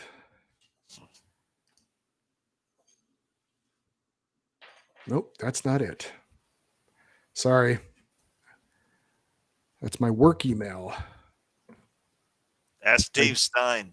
I don't want my work email. I do not want to see work emails. He doesn't work with me anymore. That was a while Clearly back. not. He must have thought just out of the blue, huh? No, I had just emailed him because it was his birthday, and I emailed him happy birthday, and so he was like at the top of the chain there, if you will, in the text. Yep. And I just saw DS and thought it was you. So, all right, I am in, and the first one is Andy. Is that right? That is correct. All right. Okay. And 3, 2, 1, record. Third period, August 16th.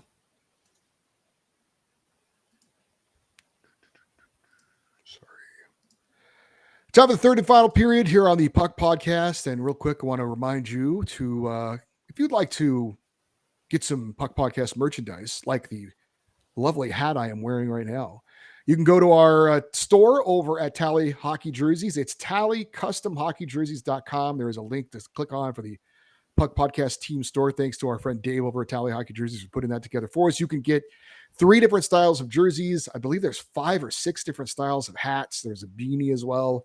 And they are all great quality, very reasonably priced, and you'll get them quickly because Dave is on the ball over there. So again, if you'd like to support the show, get yourself some unique, cool looking stuff. TallyCustomHockeyJerseys.com and click on the Puck Podcast team store. And if you have any need for hockey jerseys, that's what our guy Dave does. That's pretty much his entire thing. He will outfit your team or whatever it is you need for hockey jerseys. He will got a lot of different custom colors, and he will even help you create a custom crest on your hockey jersey as well, like he did for my team, my Sharknado team on Sundays that I play on.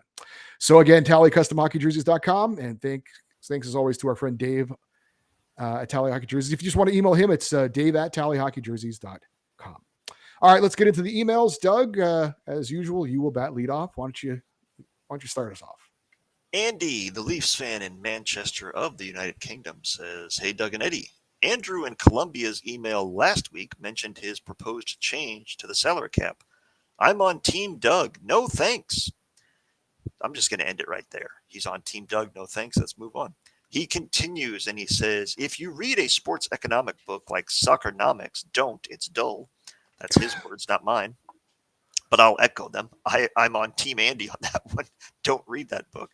You'll learn that the wage bill is the biggest indicator of who will win the league. That's not who pays single players the most. It's who can spend the most overall. Take the English Premier League as an example. Last season, Manchester City and Liverpool spent around £150 million a year on wages. They finished first and second by a mile. They've been first and second for most of the last decade. My team, Leeds, spent £20 million. They finished 17th out of 20. That was their second highest finish in 18 years. Oh, Lord. It's not a perfect comparison. Different teams get different amounts of TV revenue, unlike the NHL. But if you scrap the NHL salary cap system, I think we'd see a few select teams spending 4, 5, even 6 times what the likes of the Coyotes could ever afford. You'd say goodbye to the NHL's best feature, that every year at least 8 teams all think they're in with a good chance at lifting the cup. Take it from a fan of the ultimate free market sport, the salary cap works. That is Andy, Leafs fan in Manchester, UK. He says, P.S. After sharing the story of the Quebec King of England, Hilton Ruggles, with you, I looked to see if he's the all-time points leader in the UK. He is not. Scotland's own Sir Tony Hand, MBE, drafted but never played by the Oilers, scored over 4,000 points and over 1,000 goals. I actually saw him score a hat trick at age 48. Doug's right. UK hockey is awful. Wow. 48 years old. That's my age, scoring a hat trick in a professional hockey game. Wow. 4,000 points and 1,000 goals. Yeah. My goodness. Our next email comes from Jim the German, who says, "Evening, gents. I am commenting on the Hockey Canada story you reported on last week's show, and I am disappointed that the show covered this story as much as you did. It didn't bother me that the topic was covered. What bothers me is that the years of the accusations were given.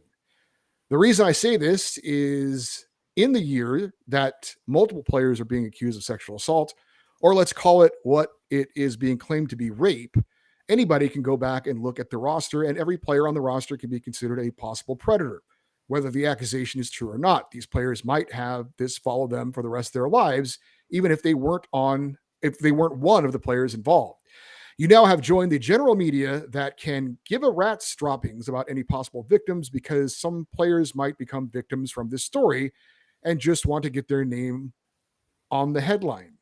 As for your comments both of you made after reporting the story, I'm afraid I have to disagree with both of you.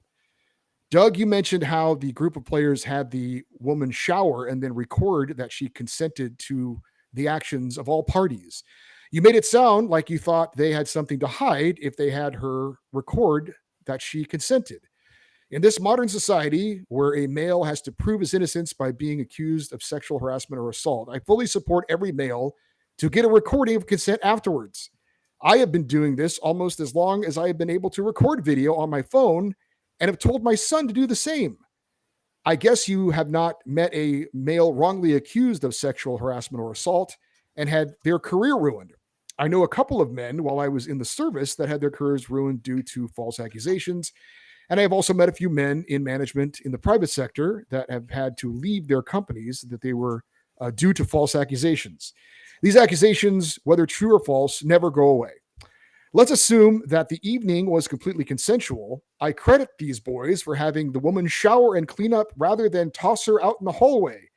And I would give a big hand to the individual with the right mind to get the recording. Eddie, you mentioned that you wouldn't have settled with hush money if the accusations were true. I respectfully disagree with your point as well. The woman could have gone to court and probably lost with nothing coming from it except her name being available for ridicule. Sorry, I lost my place here for just a second. Let's see. By receiving the hush money, she did get some redemption. I am stuck in a catch-22 situation with this story, as I hope she wasn't raped, but I also hope that the boys involved aren't being falsely accused.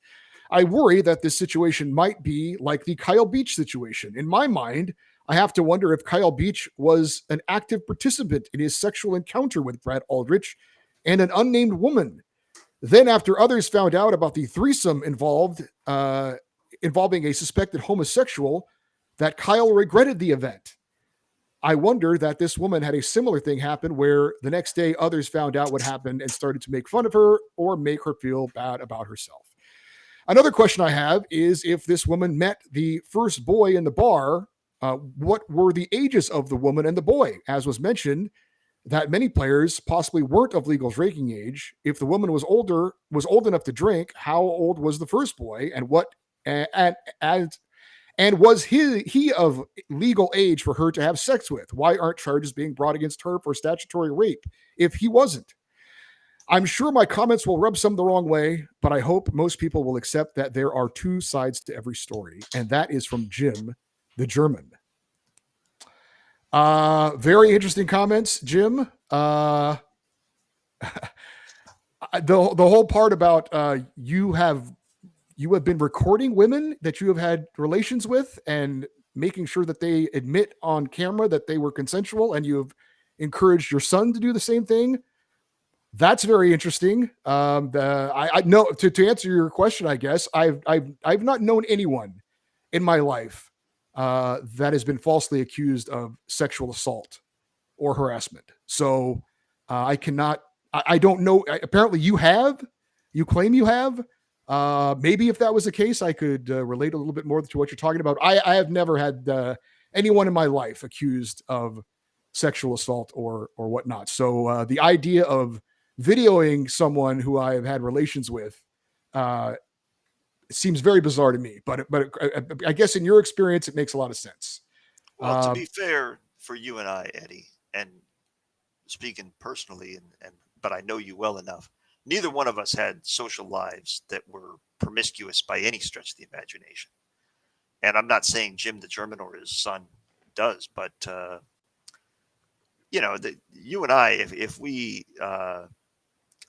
the few times that that would have been relevant, we were in a serious relationship with someone.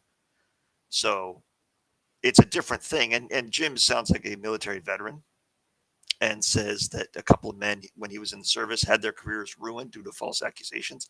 I can understand if you know people that have been falsely accused of such a heinous crime, you taking steps to protect yourself in that situation from having that, much like you would protect yourself from having your identity stolen or being hacked and having a longer email or a second verification. I get that part of it.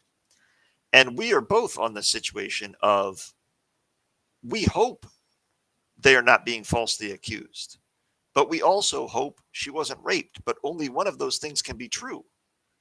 So whichever side is being wronged here, we hope, obviously, like I think everybody does, that side gets justice and gets their name either cleared or gets the guilty party punished for what they did as soon as possible. I think everybody would be on board with that. Um, but that, as for why aren't charges being brought, I got to think because it's not statutory rape. I think they know exactly the ages of the people involved. So if it was, that would have been brought up by now. Hey, wait a minute. This guy was only 16 at the time and she was 28, that would have been brought up or something, So I think we get where you're coming from. You're certainly saying things that, as you said, are going to rub some people the wrong way. Doesn't mean you're wrong to believe them or say it. You're not saying anything out of line, in my opinion. It's a tough situation which this always is. There's so many questions that everybody has, and the only people that know are the people that were involved. And alcohol and time make memories fuzzy and makes it difficult to recall details. And so that doesn't help either. So it's a terrible situation all the way around. But I at least appreciate you writing in and speaking your perspective and bringing that to the conversation. And I think like I said, I think we all hope that whoever is innocent of wrongdoing in this case is either exonerated or gets the justice they deserve as soon as possible. As far as my comment about her, me not being able to accept the money that she apparently took, that's her choice. I'm just talking about for me. I would find it difficult to accept money. But it really didn't go away. I mean, I guess you know what I mean. The story still came out. She's someone who still is being interviewed by people in the media and whatnot. So I don't know that it was hush money per se. I guess they, paid her off so she wouldn't pursue any other charges. But anyway, look, if she feels like I've been wronged and I'm probably not going to get justice because no criminal charges are found, so I'm going to find my other way to get my pound of flesh or to feel like I've been made whole. That's her prerogative. I'm not saying just because she took money that somehow she isn't a victim in this. I just pointed out my feelings that if I was wronged in that type of way, I don't know that I could accept money in exchange for that, and in some way almost accept that this is fair. So anyway, that's the comment I was making for me personally. What she decides to do, or other people in those situations decide to do, is in their best interests. Let's keep it in Germany and go over to Felix. And he says, "Hey guys, just a small suggestion for your podcast. Pretty often you talk about a player or a coach or a GM and mention his name exactly once at the beginning, and afterwards you only refer to him as he. Nearly every time I have to scramble back to the beginning of the segment to know which guy or gal you are talking about, because usually I'm listening to your podcast while doing laundry, cooking, cleaning, and so on, so I'm not glued to my headphones and often miss or forget the name. I think I'm not the only one with this type of problem. Could you maybe repeat the name more often during the segment, or at least once at the end? I think it would increase the experience of listening to your fabulous podcast." And that is an email from him. So thank you to him for emailing us, and we will take that into consideration for future reference and use, and something I will try and apply. I mean, honestly, Felix, when I write the You blew script, the joke. I know. Felix, when I write the script, I almost always refer to the player by name after I say he. So I purposely do that for exactly what you're saying. So I don't know what to tell you. If you We go will back and try and be listen, more conscious of it more often. I'm That's all we pretty can sure try. I'm conscious of it, but okay. Well, then he's probably talking to me, I don't think. because Well, you maybe. do the story and then I talk about he. Okay. All right. Maybe that's what he's talking about. Our next email comes from Eric, and he says, assuming you guys saw this, if not, the hits keep coming. He included a link to a story on something called yourtango.com, which I have never heard of. It's an account from a woman who claims that she was raped at some point by an NHL referee. I didn't see the story, Eric, until you sent me the link. I don't know how long ago this was. I have no idea if this is being investigated. But no, I did not see this. And like I said, it's a story about a woman who claims she was raped by an NHL referee at some point in the past. So hopefully that is not true. But for whatever reason, this person felt like they needed to come out and divulge this story and bring attention to another alleged disturbing incident in the hockey world. I'll keep going here and read the next email from Paul in Kingsley, Michigan. He says, Eddie and Doug, thanks for maintaining a weekly show through another off season. I'm enjoying the content this summer, and I have enjoyed your walks down memory lane into your college years over the past few months. We had nicknames for memorable students, faculty, and townsfolk as well. And I would love to hear the stories about the King of England. I don't know if I can actually share that one on the air. Why? Paul? Why? It was not the most politically correct thing I've ever said. Paul continues. I hadn't heard about the dismissal of the University of Michigan hockey coach. I have lived in Michigan my whole life, and I have hated U of M for as long as I can remember. They are generally pretty good at everything you want to be good at as a college, as their students, alumni, and fans don't hesitate to tell you. These folks are, as a general rule, very snide about it and condescending to people who weren't superior or arrogant enough to get into the school. So, as for their coach, to be too big of a rectum to stay on says a lot to me about him. Seriously, I'm glad they took action to avoid a worse situation.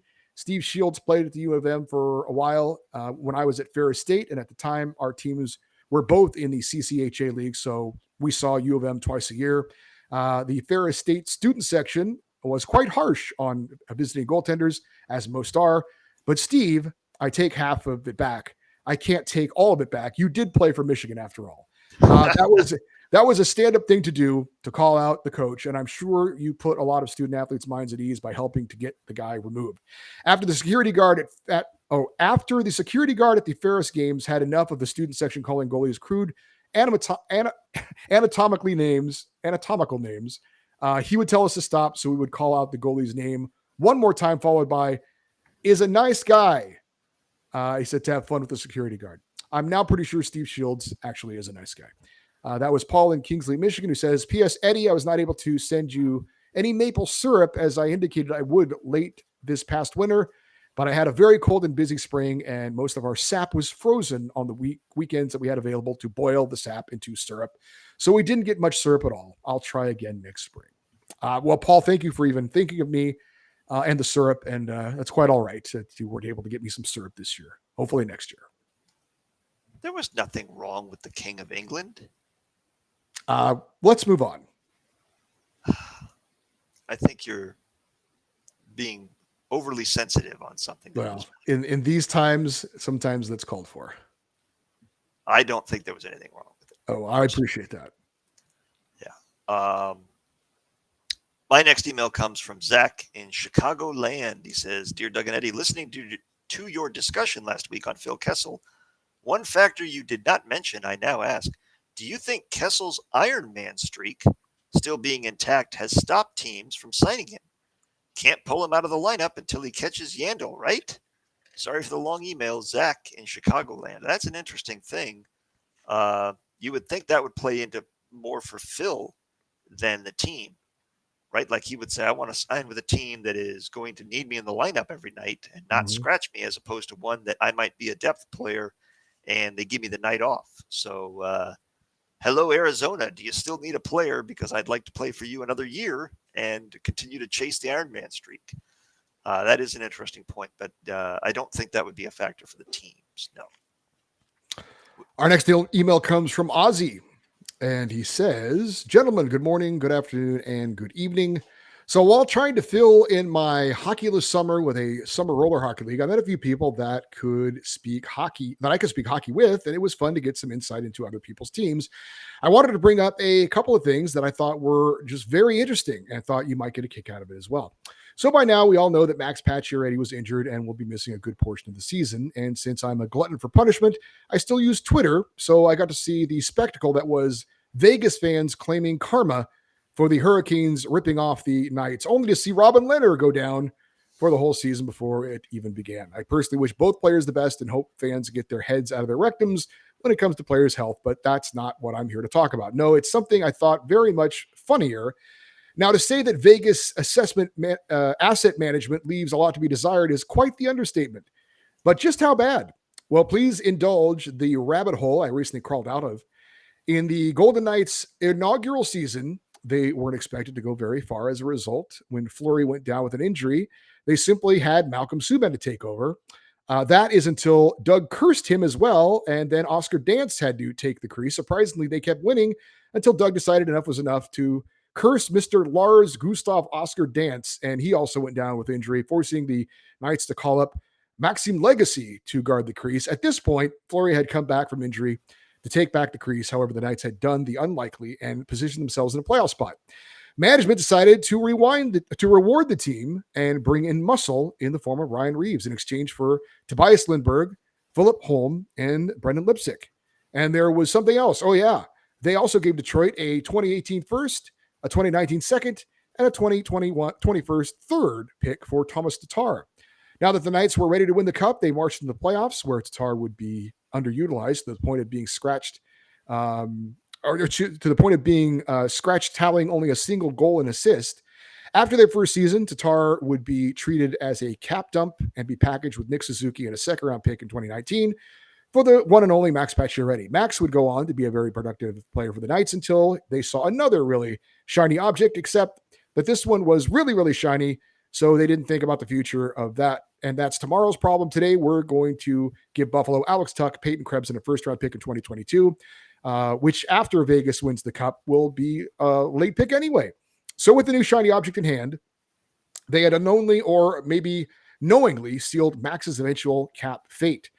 Come the end of the 2022 season, they would only not win the cup, as you all remember, but they would also barely miss the playoffs, which meant that the top 10 protection for the first round pick would not take effect.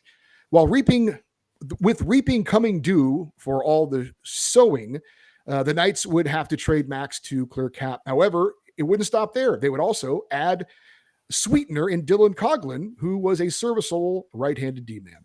With all that out of the way, here is the gist of the Max Pacioretty trade for the Golden Knights. Vegas gave up Max Pacioretty, Dylan Conklin, Thomas Tatar, Nick Suzuki, Alex Tuck, Peyton Krebs, a first-round pick in 2018, a first-round pick in 2022, and 2 second-round picks in 2019, and a third-round pick in 2021.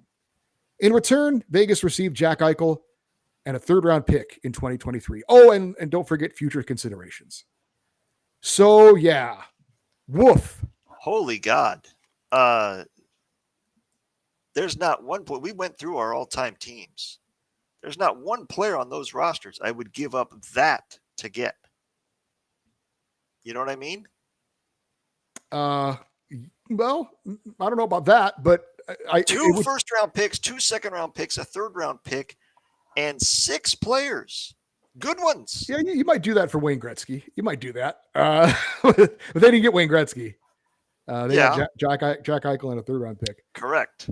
Ozzy says, thanks for taking the time to read this. And now I leave it to you with a fun fact that I came across while looking through this. The Flames signed Jonathan Huberdeau to a 10.5 average annual value contract that will take effect next season. But do you know who is technically the highest paid player on the Flames at the moment? Mangiapane, close. He's at 5.8 average. Maybe Markstrom, even warmer. He's at 6. No, gentlemen, it's Sean Monahan at 6.3 per season. Let that sink in. Okay, that's it for me. Hope you're all enjoying the weather. And if it gets too hot out, binge The Sandman on Netflix. That's from Ozzy. The Sandman is exceptionally good. I don't know if you'll ever watch it, Ed, but I encourage you to watch 2 things before hockey season and football season begins. So you got about 2 weeks. Peacemaker. That ain't happening. That ain't happening. I might give The Sandman a chance. You got something against Peacemaker? I told you already. I watched that movie and I hated that movie and I hated him. So I just I got no taste for it. Give it one shot. Give it one shot. I'm telling you, you'll like it. I'm telling you, you'll like it. And if not, then I owe you a dinner at Fat Sal's. That you know how to bribe me. All right. You watched the first episode? I'll watch the first episode. There we go. My man. Win-win. You're going to love it, and then you're going to tell me you didn't, and you're going to get a good meal out of it. All right, let's move on to my last email, and that is from Hart in Lake Echo, Nova Scotia. He says, gentlemen, or more specifically, Doug, who asked me to expound on my thoughts on Phil Kessel. Is this the end of Footlong Phil? Boy, I hope he's referring to his hot dog love. Or is there one last Kessel run left in the propane tank? Ed likes that. What was your time in the Kessel run, Ed? It was less than 12 parsecs. Is that right? What vehicle did you do that in? The Millennium Falcon, of course. I see. That's what Ed calls his car. Or was it 10 parsecs? Oh, boy. Anyway, continue.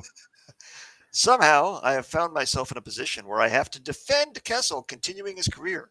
My Jets have a need for a third-line right winger, and I still don't want him. I've never been a fan of Kessel, but I do think there's a spot for him. According to Daily Faceoff, the Columbus Blue Jackets are entering the season with Kirill Marchenko as their third-line winger. I appreciate that Brad Larson does not text the aforementioned website with any potential change plans, but that's why I'm going on. If Kessel is willing to play for league minimum, he could be an upgrade there. And when Laine goes down with an injury, and he will, a poor man's Laine steps in and the system still works. Both are beyond talented shooters who wouldn't backcheck if their lives depended on it. Warm regards, Hart in Lake Echo, Nova Scotia. If their lives depended on it, you either backcheck or I kill you. Well, then go ahead and kill me, you son of a bitch, because I'm not backchecking. That would be something. But thank you, Hart, for that and explaining. Yeah, I think a lot of people are in that same boat where we know Phil Kessel can score, but he didn't do a lot of it last year, and I don't think I want him on my team this coming season. And our final email comes from Mario in Salzburg, who says, hey guys, hope you're doing well and are healthy as well. Just like a wise white wizard once said in Lord of the Rings, this is the deep breath before the eruption. Opening night is getting closer. Okay. Personally, I am very interested in what the new Detroit Red Wings coach can do and if the Boston Bruins can manage to have another cup run in the Bergeron era. Since this is the offseason, I would like to know your favorite Stanley Cup moment back when the Anaheim Ducks and LA Kings won it. Have a great week. Thank you for everything from the bottom of my heart. And that is Mario in Salzburg. Doug, you have a favorite moment from when the Ducks won the cup, other than, I guess, them actually winning the cup? Yes, two of them. First one would be against the Vancouver Canucks when Roberto Luongo raised his arms and looked at the referee to complain about a non-call, and Scott Niedermayer shot from the point, and by the time Luongo saw it, it was behind him, and that was an overtime game winner in a playoff game. And Luongo collapsed onto the ice in disappointment in himself that he stopped playing and lost the game. Second one would be against the Detroit Red Wings. I forget who had the puck, but they were in the defensive zone for Detroit. And Teemu Selanne, again in overtime, did the Pavel Datsyuk, lifted the stick, stole it from him, turned around, made two quick dekes, beat Dominik Hasek. Game over. Great game-winning goal, and that was phenomenal. That was finger-licking good. So those two moments are my favorite from that Stanley Cup run. As far as my two favorite moments, and ironically, it actually doesn't include the two Stanley Cup clinching wins. One of them was winning Game 7 in San Jose after coming back from down 3-0 to continue their what would be a Stanley Cup run, and then the Game 7 in Chicago in the Western Conference Finals in 2014 that went overtime. Losers season is over. Winners season continues, going to the Stanley Cup final. And then Alec Martinez deflects a puck off of, Nick Leddy, I believe it was. No, not Nick Leddy. Was it Nick Leddy? Who was the other defenseman for not Duncan Keith? Was it Brent Seabrook? Brent Seabrook. Thank you. Brent Seabrook. Off of Brent Seabrook and into the net, which was the most stressful sporting event I have ever watched on television or in person. So those were my two favorite moments. Which says something, because the Kings literally won a Stanley Cup on an overtime game-winning goal. They did. I mean, it wasn't a Game 7, but yes, it was. Yes, that was a good moment. Not my top moment though. Not my top. Clearly, yeah.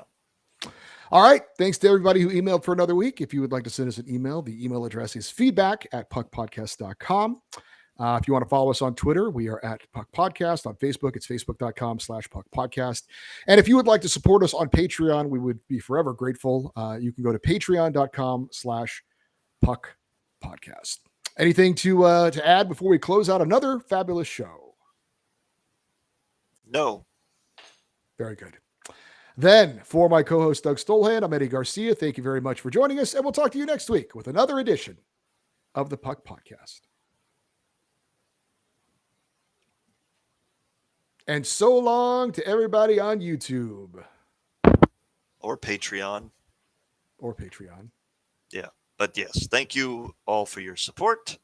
And look for Eddie's link for his garage sale items soon.